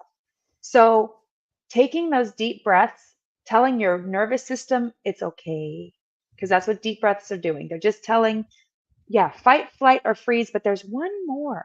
There's a This is the fourth priest one I was now. telling you about, by the way, a priest that's a Oh, DJ. nice You to gotta meet check you. him out, Father I Damien. He's will, awesome. absolutely. I hear you're very good. Yeah, Um, just don't um, DJ with him because he'll be like, "Ah, honey flow, the number 1 in mixing is so easy. I could do it with my eyes closed. It's just like this," and he's saying this in front of 400 people. I'm about to pass out because I can't figure out the 1 or the 4 or the 10 on his new DJ oh, equipment. So I'm trying to hide, and he's like, "It doesn't matter, honey flow. Who cares what people think?" And then he's like, "Duh." Anyway, sorry. yeah. Go. Yeah, Yeah, no, that's that's okay. Father Damien in a nutshell, so make sure you check Hilarious. check him out. Definitely. Yeah, and Jaybird, nervous energy is good J Boogie. energy. Yeah, I love it. Nervous energy is good energy. I understand that. I agree with that, especially when you can like transmute it into that good energy instead of like wanting to crawl out of your own skin. And that Yeah. could be just me, but that's how I used to feel. I'd want to crawl out of my own skin because I'm just so deathly afraid of I don't know what. That's what I had to ask myself. But yeah, what the What the funk? uh, How you doing, yeah. DJ Diz? But people don't know, we think, I mean, I know other DJs probably know other DJs, but when you think Yeah. about it, people are just listening and vibing and watching you, right? And Mhm, if you're mhm. having fun with it, then I don't think people see as many mistakes as you actually think in your brain, but that Yeah, could trip you up a lot in making mistakes with you that's right. overthinking what you're doing, right? That's right. Yeah, that's right. And so that's why, me just kind of taking a second to get myself into a different place and still be excited. I can't get rid of the nerves entirely, but at least I'm going in with a different mindset and it allows me to relax a lot quicker and get into that flow state to where, like you said, people are vibing or whatever, but we all want to make them dance. We all want to make them have a good time. So, um, Mhm. yeah, the life coach really helped me with that, with how I think and Mhm. how I process things. So what would be like your most memorable event that you've done over the years? Because you've clearly done a lot, is there any event or even a few events that kind of stand out in your mind? Yeah, for sure. It's funny. So of all the crazy things I've gotten to do, and all of those are great, like they're high up. The one that sticks out to me the most, I think it was because I was pretty new, but it was I DJ'd, it was called, what was it called? I want to say maybe it was called the Taste of Soul Festival, but it was this huge festival on Martin Luther King Boulevard in Los Angeles. Huge festival. Um, but it was known to be it was known to be like hip hop R&B DJs were there, like it's Taste of Soul. It was black owned businesses. It was a celebration. So I was nervous because I am not Black. And I was worried about how I was going to get received, you know? Um, and I walk in, and they expected about 200,000 people to go to that festival. Oh, shoot. That's Yeah, but crazy. it wasn't like a music festival. It was like a Yeah. street festival, right? So I Wow. wasn't DJing on a big stage. I was DJing for Still. Chrysler, Yeah. right? Yes, still. But anyway, so I was nervous, and I walked in, and like there was DJs everywhere. There was literally DJs at Shoot. every single booth playing music, and I thought, "Oh my gosh, like what am I gonna do?" So I started, and I'd worked on my crate. Like I was new, so I was really keen on doing good job, and my prep was solid. So, but it was still one of the my first big events. And so I decided I would start with reggae because nobody's playing reggae music. Hmm. It's a long story, but it was about a 6 hour day, maybe a 6 hour day. And by the end of the day, I had a crowd of people. One guy sat in his wheelchair by the speaker and just sat there, posted for 4 hours, and everybody that drove or walked by was like, "You need to listen to her. You need to listen to her." Which, I mean, my heart could have exploded that day. Yo Yo came, she jammed Oh, out. I had wow. it's not it's it's a dance crew from LA.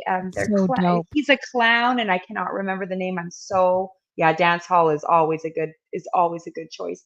Hmm. But anyway, these LA legends were coming by and showing me love. I was getting high fives from people, and I thought I was gonna be like beat up.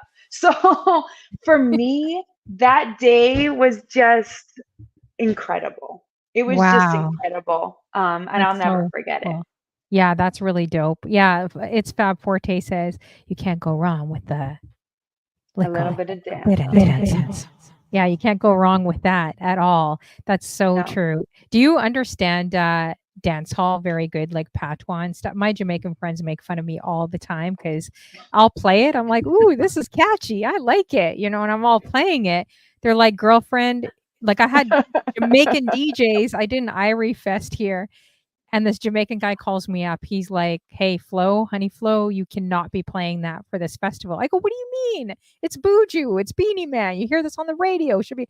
No, no, no, no, no. You know what they're talking about? You know what they're talking about. I'm like, I don't know. Pumpkin, girl's personality doesn't mean anything else, does it?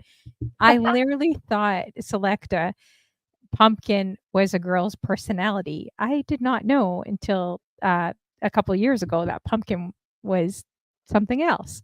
Yeah, So they anyway, dirty. Dance yeah, hall's I didn't dirty. realize Dance how bad hall's it super was. dirty. And no, I don't understand it as well. There's words I learned for sure. I definitely, yeah.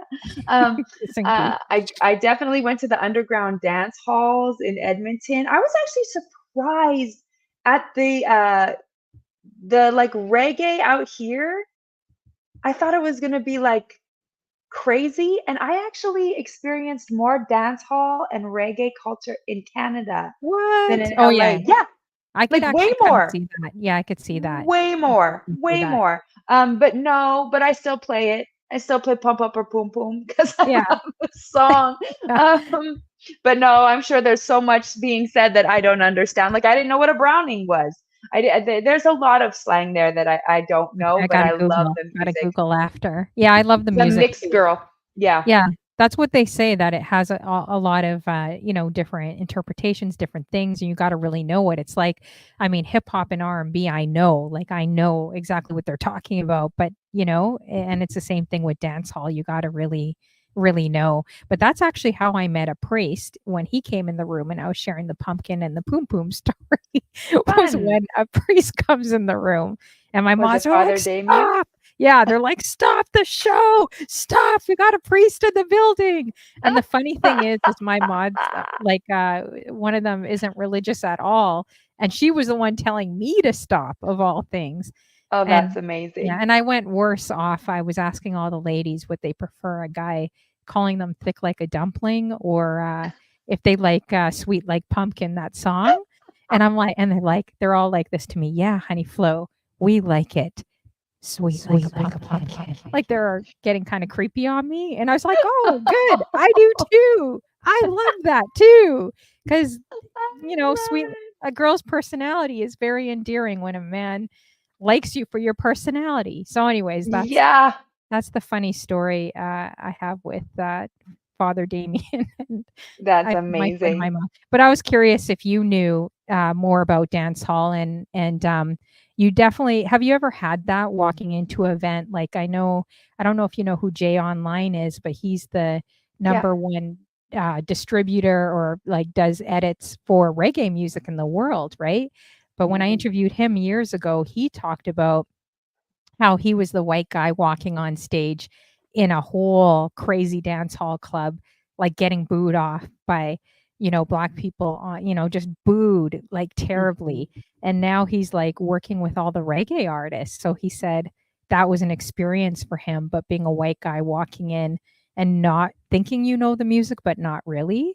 So have you Mhm. ever had those experiences? Because you said you were a little nervous playing in front of a crowd and you felt like Always. you had to prove yourself even more, Yes. I with still feel like I need to prove myself. mhm, Just because I'm a hip hop DJ or, I tend to DJ, mostly hip hop, R&B, and reggae. Um, no, there was one event I did. It's actually a wedding that I mhm, thought I was gonna kill because the music that the bride and groom asked for, I was like, well, that's my whole wheelhouse. It's totally fine. mhm, And no, it did not. Did not go well at all. And they did not dance, and I couldn't for the life of me figure it out. I really couldn't. And mhm, I came home. I talked to my husband. I felt really bad. You never want that to happen.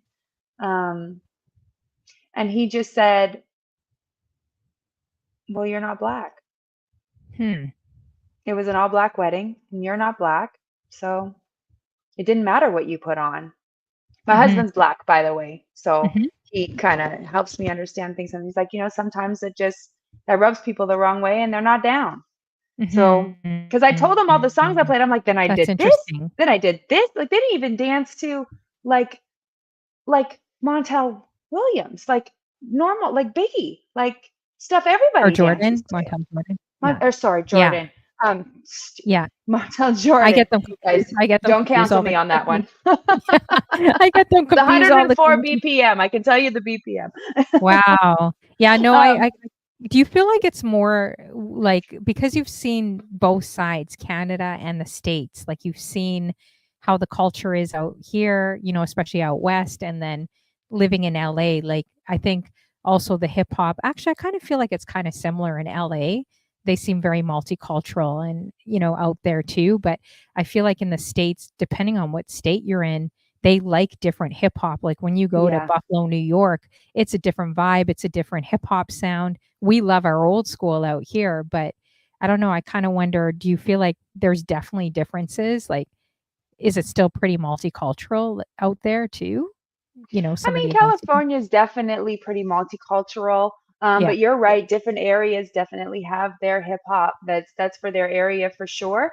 Mhm. Um, I haven't DJ'd enough in Canada actually to be able to compare. To be honest, Hmm. I think I've only DJ'd 2 gigs in Canada Yeah. ever. I'd love to DJ in Canada. Actually, that's on Yeah, my you list you of gotta come back hopes. here. I If I know. talk to anyone out here, because 'cause I'm always talking to people, I'm definitely gonna, mention your name as well, any Oh, that's promoters or cool. anyone, Well, uh my goal is one day to be on stage with Scratch Bastard for that Scratch Bastard Ooh, barbecue because he is one of the best. And one yes. of his one another DJ that DJs with him all the time, OK TK. Mhm. TK, it's hard because everybody's got their Instagram handles, Twitch handles, and stuff. He's from Halifax. Do you know about TK? He's The name so sounds dope. familiar, but I gotta check You him. guys got to go check out TK. It's okay TK on Instagram. He's so good. He's so good. He's goofy, but he's so good. Oh, Um, Father Damien asked, "Do you wanna DJ at a church?" This guy's got over 10 controllers because he's the priest at a Catholic church. I've DJ'd there before, actually. He's really? in front of, like, 400 people a lot of times, and he's got different rooms, interesting DJ rooms. So I think he's asking you. So if you ever come to Toronto, Amazing. you could DJ with him. You would do Oh well actually on my his show. gosh. I didn't do so well. They're just laughing at me. I wanted to crawl They're under a not hole. laughing at you. Yeah, I wanted to No, crawl under because Father Damien's like, "It's so easy, like, just whatever." But I was learning his equipment for the first time. I'm like, "Oh, do that's we have to do hard. this right now? Like, can I Yeah. practice later?" Yeah. And then he's got a personal chef, so he'll probably make you a meal too. So I guess Well, that that's your sounds invite. great. Well, thank you. Yes, Yeah. I have to come to Toronto and I would love to meet you, Father Damien, and DJ at your church for food. Yeah, Sounds and he great. he he's predominantly a house DJ, but I've heard him play Ice Cube and all kinds of stuff off At camera. I'm like, church? yeah, I'm like, Uh, "What you I got what? You got Ice Cube in your crates? What the heck?" I'm So starting to get into some house though. I can definitely DJ house. It's just, we all gravitate towards the music that we gravitate towards. And I find like I'm really loving going back. yeah, I love listening to 70s soul music. nice. 70s soul music is everything. Oh, okay. Awesome. Has Very your, cool. husband ever wanted to get into it at all? No. No? So the best friend that taught me to DJ is also his best friend. Oh, that's so And so cool. when they were back in the day, they DJ'd, they rapped, they did all that kind of stuff. So he'll get on my turntables and he'll scratch and he'll show me how to do it right and all that stuff.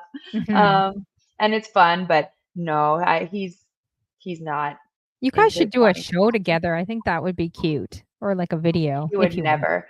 No? I don't think he would. No, Aw. I don't think so. We'll see. I'll ask him. I'll tell him Yeah. that you told me that he should be on a show with Exactly. I think, me. that should definitely happen. If you guys have any questions, drop them in the chat, for Yeah. Djbselecta as well. So what do you prefer more, to do? Because I know you've obviously done a lot of corporate events, worked with some really powerhouse organizations here, and then, of course, you've opened up for some really big artists. I'm sure you've done clubs and festivals and different things, but is there anything that you kinda prefer to do DJing? So I love my corporate work. I love corporate. It's fantastic. So that I love doing that. That puts me in crazy places and beautiful spaces with wonderful people. Um, but also my like little secret pleasure is to DJ like small lounge events where I can play the music that I love. Like I can do me, like Mhm. totally me. Like I do me. I'm me every time I DJ. But of course, part of our job, especially in corporate, is to cater to the vibe that they are trying to create or the artist that I'm opening up for. Like I can't.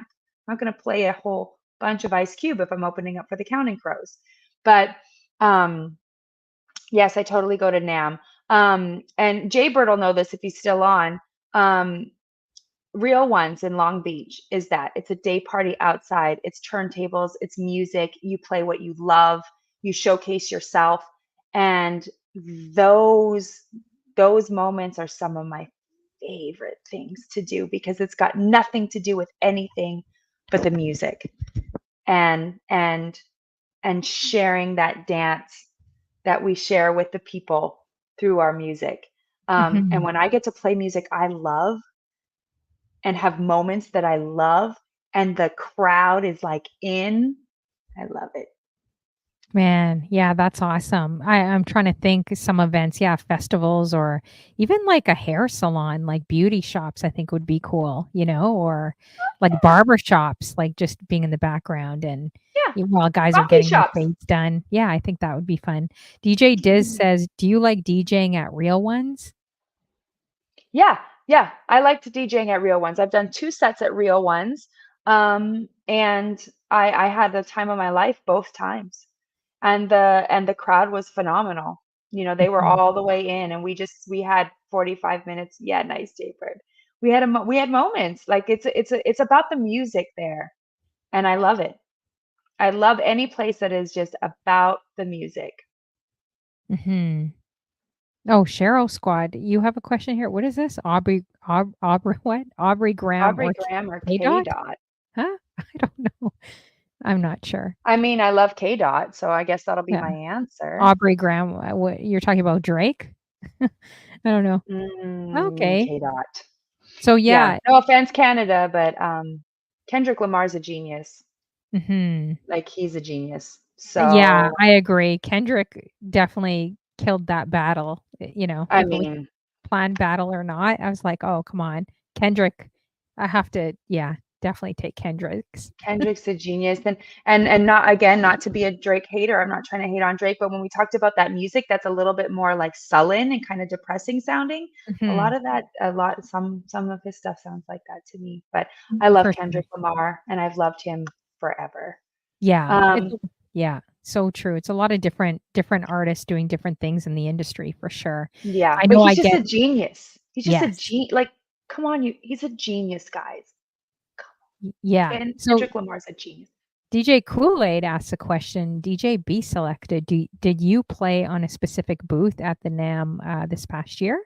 I have not played at a booth at NAMM. That's also on my bucket list. I would love to do that. But no, I was just enjoying all the different booths at NAMM. I love NAMM just because I feel like I'm around my family. I feel like you need to get on is Scam Oh, Artists in LA? I feel like you like aren't they the ones that I can't remember.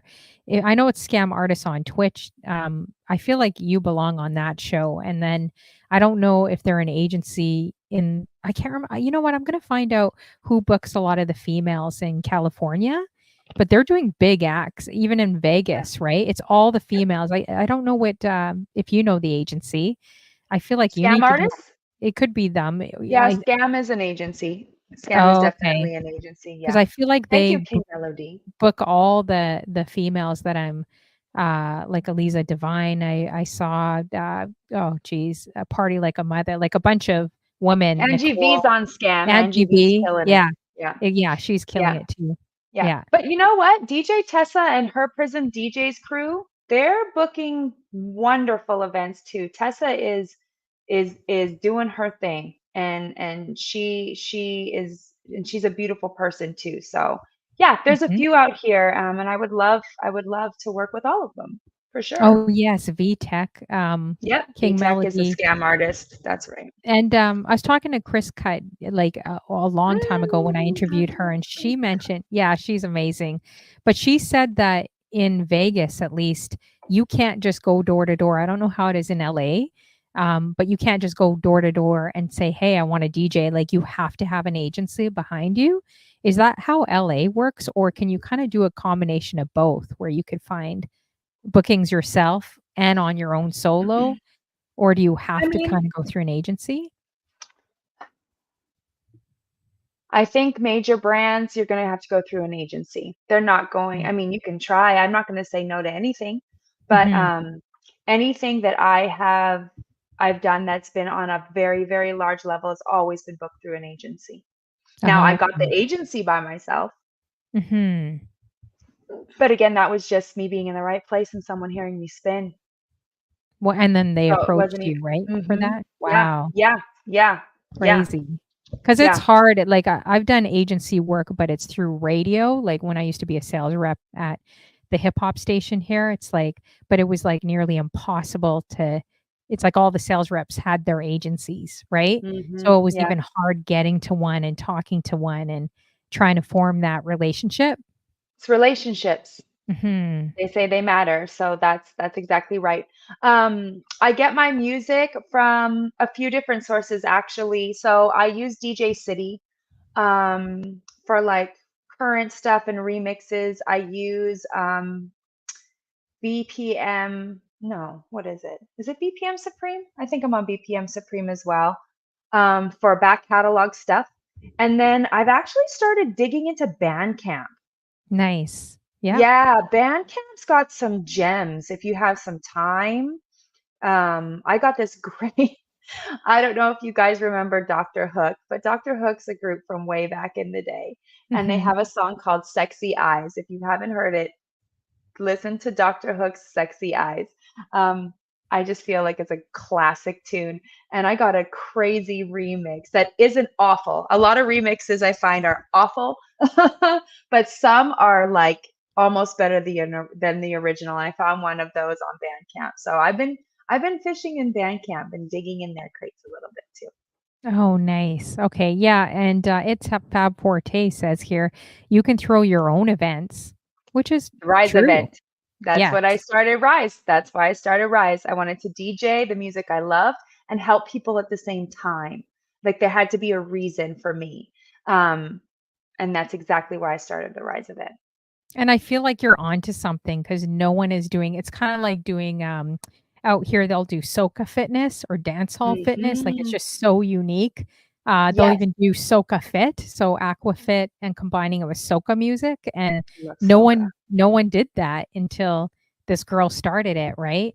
Hmm. So I think you're really onto something because I haven't seen any yoga, matched with Nas or, like, hip hop And or it's Jill Scott. awesome. It's Yeah. awesome. Yeah. Wow. That's Yeah. really, really Yeah. dope. You guys can check it out. If you look at the RIZE event, RIZE, the RIZE event on Instagram, I've got 3 videos pinned to the top. The one to the far left was my most recent one in Malibu, and you can check it out and see what it looks like. I also have mixes on my SoundCloud. I have a yoga mix that I did on SoundCloud. So if you're like, what is that? What does that even sound like? Check out my yoga mix on SoundCloud, and you'll hear how I do it for yoga. I mean, if you love hip hop, you're gonna love it. For sure. Um, you know what, Kool-Aid Jim, I don't really know. I don't know. The agency that I work with is called Onstage Talent. That's the one that I've booked the most events with. Um, Dash Entertainment in LA is also a great agency. Um, On Stage Events is another one, and that is ran and operated. If I'm remembering these names correctly, please forgive me. But On Stage Events is ran and operated by all women. Oh, They nice. have uh, they have all kinds of entertainers, but the whole company is owned and operated by all women. Awesome. Um, I love yeah, that. Second Avenue crew, how you doing? Good to see you as well. Thanks for coming through. Boa Ninjas does a radio show, or actually, he owns a radio station out of the UK. So, you never know who's in the room that you can kind of collab with as well. A lot of absolutely. great people doing big things too. Yeah, So, yeah, drop any other questions you guys for her. If there's anything you want to know, please. just drop it. I think he's asking definitely for his son, to try to get out there a bit more. Um, Mm, so if you had, like, anything that you would wanna do that's on your bucket list to DJ, I mean, it could be doing a basketball arena or, I don't know, playing in the White House, anything, going to South Africa and playing. Is there anything, like, really, really big? It doesn't even have to be big, but whatever comes to your mind and your heart, what would you yeah. wanna do? I wanna do a music festival, like the big festival, not a street festival with 200,000. I wanna do a festival that's like there, everybody Nice. there. Yeah, I wanna feel what Like that a feels like. Lollapalooza type thing?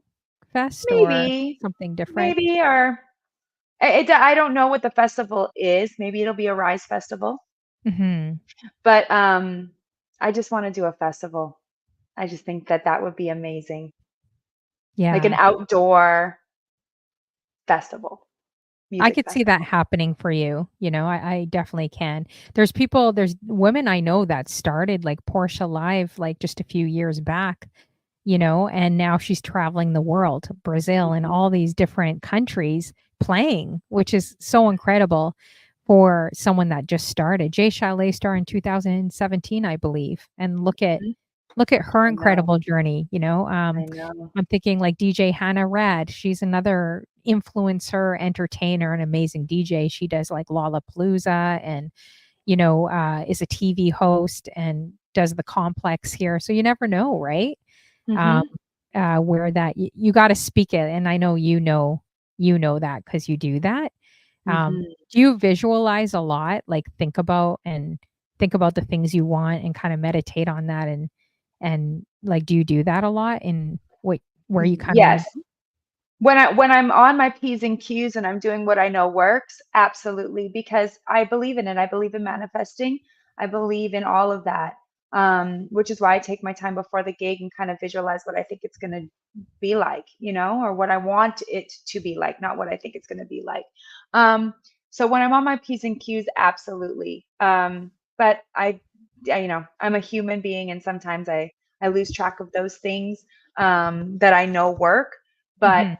yes, vision boards, thinking about it, praying about it, seeing it already happening for myself. I mean, I don't know if you guys saw the Jim Carrey interview where he said he wrote himself like $1 million Yes. check. Yeah, all of that. Like That's I'm beautiful. totally in on all of that. And if I I'm love that. wrong, whatever, I'll spend my life thinking I'm right. Like I don't know. My life has already done that because there were legitimate dreams that I've had, meaning like goals or ideas I've had that would be cool.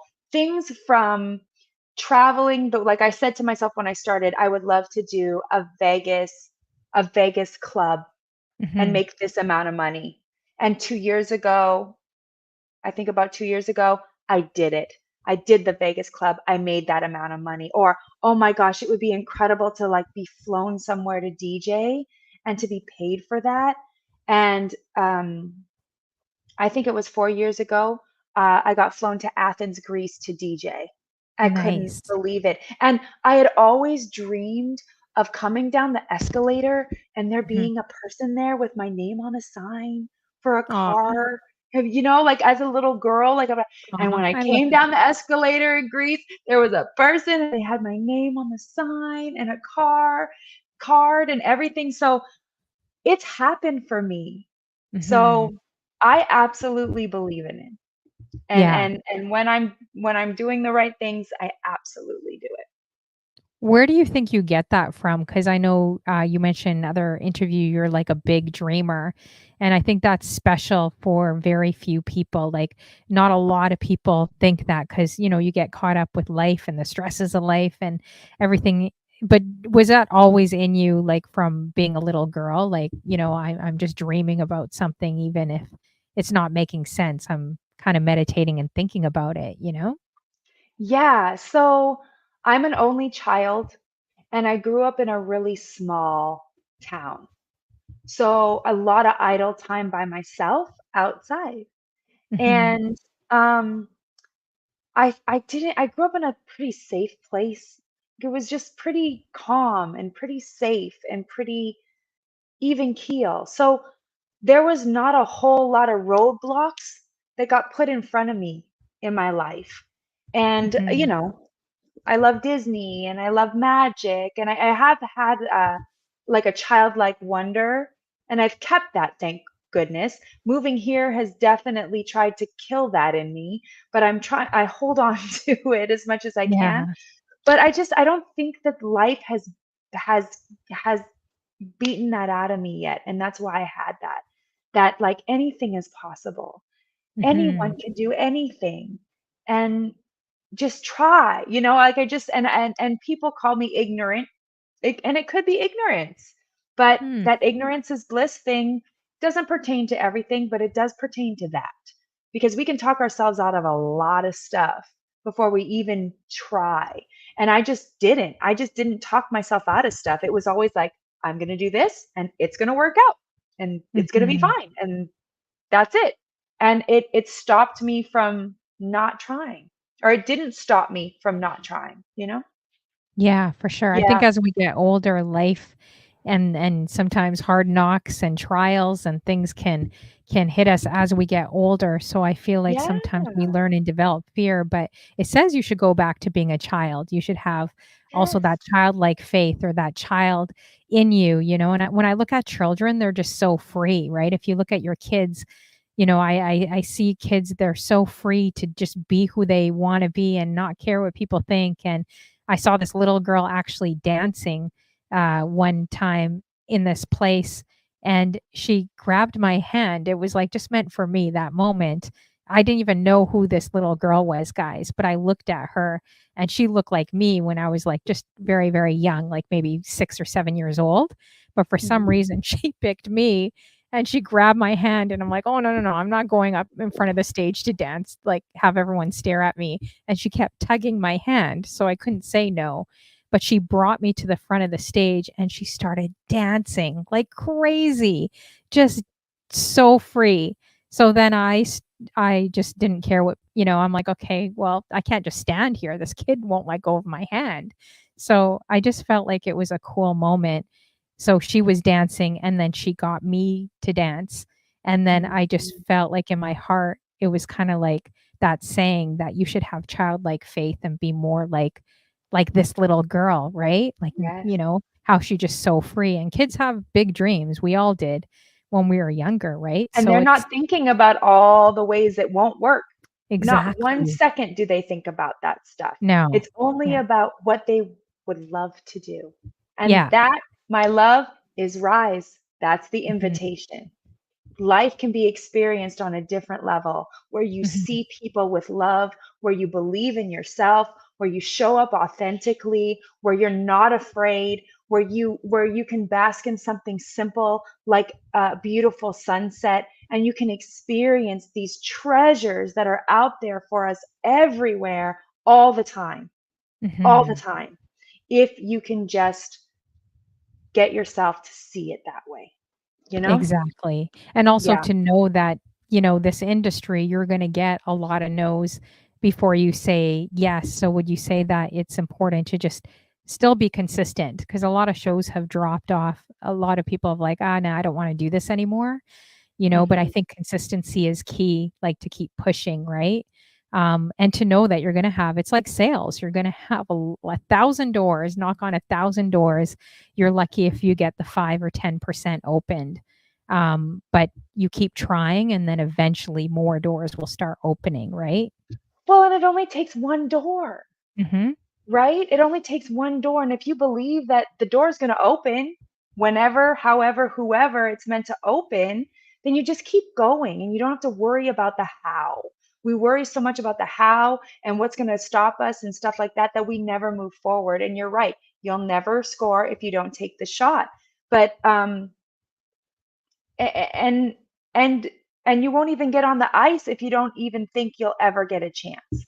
So, yeah, the childlike wonder thing, the whole RISE concept, um, life itself, my if my story could be a testament of anything, it is totally that dreams can come true, that you don't have to lose your integrity to be successful, that authenticity really is important, and hopefully that Instagram followers don't matter as much as we think they do. It's so true. No, it is. It definitely is.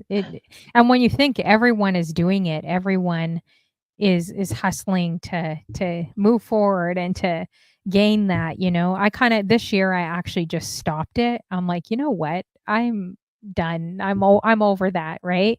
You spend 4 years trying and doing it. I'm like, nah, I'm not. This is just not the way I feel like my heart and who I am as a person should go. I don't want to be like Yeah. everyone else. I want to be who I am and do interviews that actually matter and make a difference. Mhm. So yeah, so I think it's good. It gives you a different focus. Sometimes you got to refocus and Yes. yeah. Absolutely. Yes, and what you Mhm. think you want maybe isn't what you need, you know? There's so many things. There's just so many things. I mean, I have a great story about this. Mhm. Yeah. So, when I was helping that entertainment attorney and I was doing those contracts for Omarion, Janae Aiko was an unsigned artist, and I sat in her Capitol Records audition, Wow. and they did not sign her. And the music that she was doing was not authentic to her, and she was kind of like, it's very poppy, Mhm. and it went nowhere. And it wasn't till 10 years later when she got the right representation, the right sound for her true self, and then she blew all the way up. That's But it took a crazy. long time, yeah, and I'm sure she got a lot of no's. Yeah. Wow. Mhm. It's so true. And sometimes, yeah, labels and people above say, okay, this isn't going to work. That's not going to work. You got to do it this way. Actually, there's a common theme. You mentioned that today. And when I interviewed Crate Digger from Sweden last night, he said the exact same thing. He was trying and trying for 2 years, nothing. And he was, about to quit Twitch. And now he said, I just authentically decided I need to be around people that support me And whether it's 5 people, I'm good with, like with the 5 instead of Mhm. doing it the way everyone else is doing it. And when he started switching his show, now he's like over 100 people, 200 people. Scratch Bastard rated into him with 800 Mhm. people, and I already Woo! talked about that. Scratch So, Bastards. but it said it took him like 2 years to really, like, form who he really is as a person and taking that time out, right? So, Yeah, I think it's it's all good on to do. purpose. Yeah. Yeah, it's all on purpose. You're not gonna pivot if you're comfortable and it's working, and if you're meant to Mhm. pivot, you know? So, yeah, it's a beautiful journey, you guys. It's a beautiful journey. Um, hard, Mhm. hard, hard For sometimes. I sure. feel you on that. I've had the hardest year of my life this year, but it's Yeah. still a beautiful journey. So how do you just encourage people through that? Like, and I know we're going to wrap up soon too, but I just want to also say, King Melody, thank you so much for supporting me. You gave me 2 gifted subs earlier on. DJ Oh, Jonah gave me a sub too. Appreciate you. Spartacus, well, we hydrated. He told us to hydrate. okay. Seeing this on another computer. Thanks, you guys, for supporting my show coming through. Make sure everyone in the room is adding Djbselecta and check her out on Instagram, you guys. Her link is scrolling down at the bottom, but I'll also post it here again. So make sure you guys are including her. I was thinking for your RIZE events, have you thought of trying to collaborate that and streaming live? Or maybe you could even, if you're charging people obviously for the event, you can maybe also charge people online to, Yeah, get involved with it. totally. Absolutely thought about it. And just the logistics of getting a live stream for something like that was a little overwhelming for me, but it was definitely something we discussed. Mhm. Also, bringing it to Canada because I'm at my hometown. I want to do one in Canada. Um, I mentioned before this has been the most difficult year of my life. So Rise has kind of been on pause a little bit, but that's also on purpose, I think. And Mhm. I think it's growing currently into its next phase of what it's supposed to be. I just don't know what that is yet, but I have faith that I will figure it out. It'll be shown to me as time goes on, as things are Mhm. already starting to happen. So, but yes, absolutely thought about live streaming a Rise event and, Yeah. offering that as a small ticketed price, like online situation. We'll Mhm. see. I love it. I I feel love like Rise. Yeah. Go Yeah, ahead. definitely. I feel like you could do even more than sorry, my Wi-Fi is, I think, chipping in and out, for the overlap. But I feel like you have that natural gift and ability to speak to people. Like I don't know if you've tapped. I know Rise is part of it and your music, but you're definitely going to be doing more than music, girl. So I hope Thank you you. know that and you get ready for it because you have something inspiring, definitely, besides that to teach people. And even Thank wellness, you. fitness, just some of the things we talked about today. You can incorporate all those things and music Mhm. together, you know? That's right.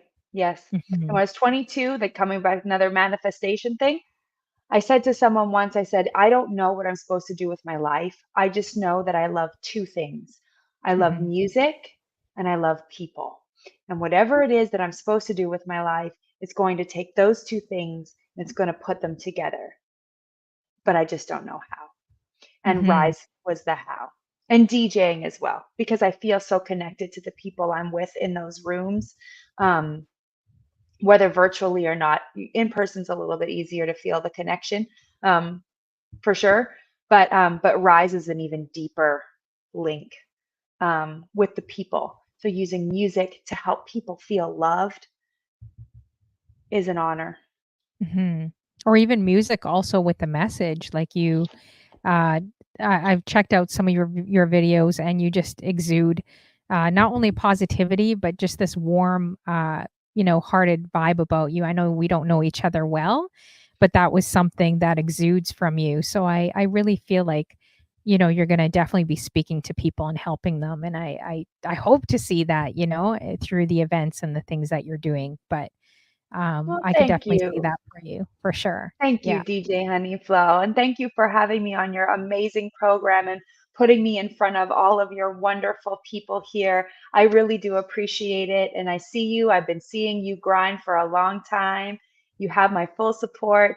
And I hope to speak that same kind of life into you. You're doing a great job, girl. It's been a true pleasure sitting here and chatting with you today. I'm very Yeah. honored and thank you very much for your kindness.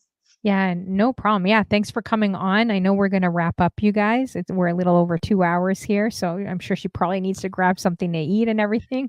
So, we're gonna wrap up, but, yeah, and also tag and go to Scratch Bastid's, different events I'm and different going things. to go. Yeah, No, yeah, I'm going to. It's going to and happen one day. You guys are yeah. going to see me. I'm going to do it. Exactly, or even online because he just added, a female, she won, like, the main I T can't remember. Junior.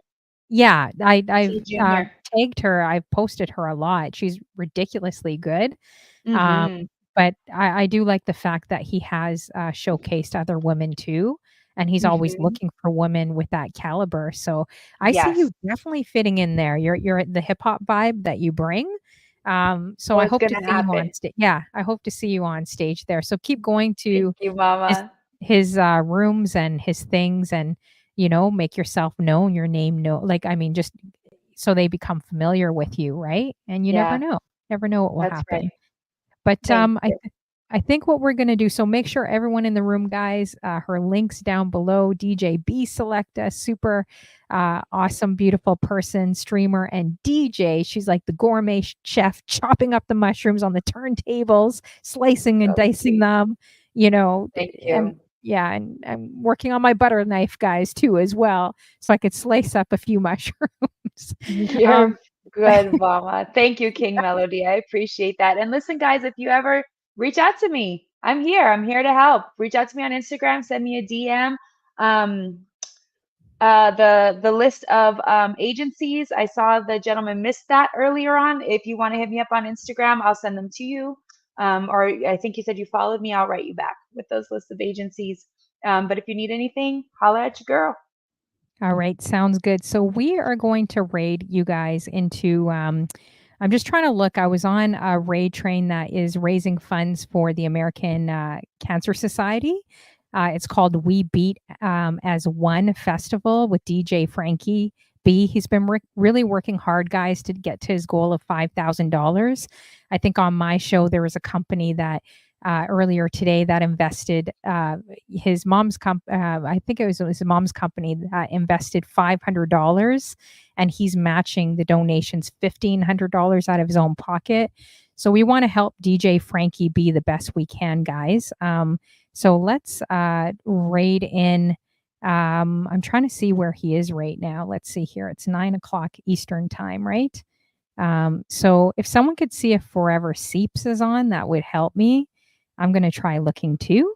And I'm just going to leave you with this one last question before we leave. But besides DJing, is there anything, and I always ask this kind of deeper question to people, Mm. say if you only had like 6 months to live or a month to live, what would be on your bucket list to do?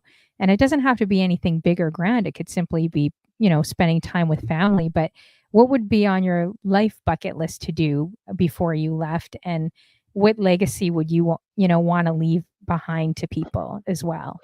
Oh my goodness. It almost makes me emotional thinking about that. Um, I think I would, if I only had 6 months to live, I think I would just want to be with my kids, honestly, and the people that I love the most. Um, and the legacy I would want to leave is that all those people put love as their first everything. If Mhm. they said, well, I remember Brandy and she taught me that love is the most important thing in this whole world, to love each other. I think if I could leave that legacy, then I will smile from heaven. Mhm. I love that. I love that. That's awesome.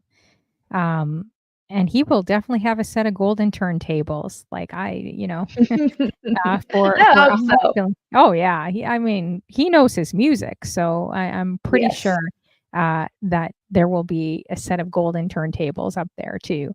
I Oh, love I'm that excited. answer. it's beautiful. But thank you so much for joining me today, spending a little bit time extra with me. I really appreciate it. And just coming on and saying yes to me. It's been a pleasure to get to know you more, and hope to check out some of your, some of your stuff a lot more. And if you ever get back on Twitch with RIZE or whatever you're doing, just message me. I'll do what I can to raid into you, bring my tribe, or do whatever I could to support and help you as well, too, especially Thank you, on girl. Twitch. Yes, All right. thank you very much. I appreciate that. That's awesome. Thank you so All right. much. Thanks, All right. everybody.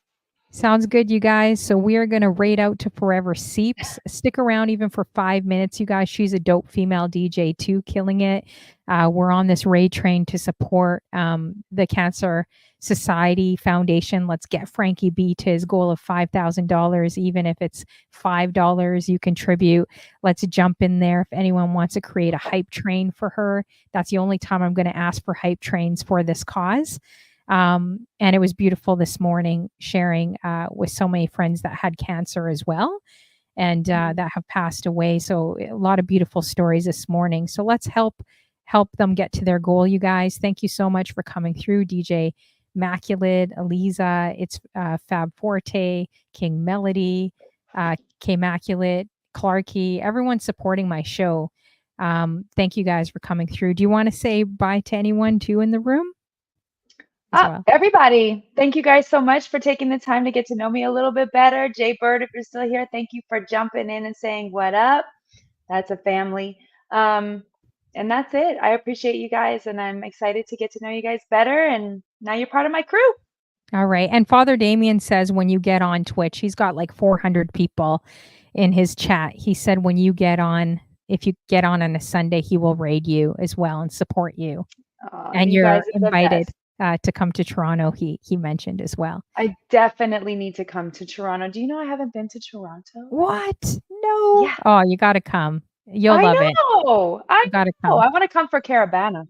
Oh yeah, yeah. You gotta come. You'll That's enjoy. That's a bucket list. Okay, change my answer. That's my bucket list. I'm kidding.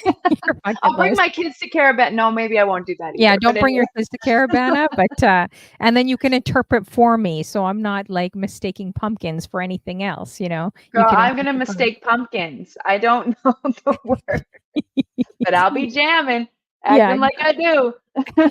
Exactly. All right. Well, have a great night. Thank you so much. I'm going to bring you back on again, and I would love it. And we'll definitely connect again. So I hope so. Thank you so much. All right. Have a great night, guys. And see each other soon. Okay. Absolutely. Take care, you guys. Good night, everybody. All right. Good night, you guys. I'll see you in the other room, Forever Seeps room. See you guys. Take care. All right.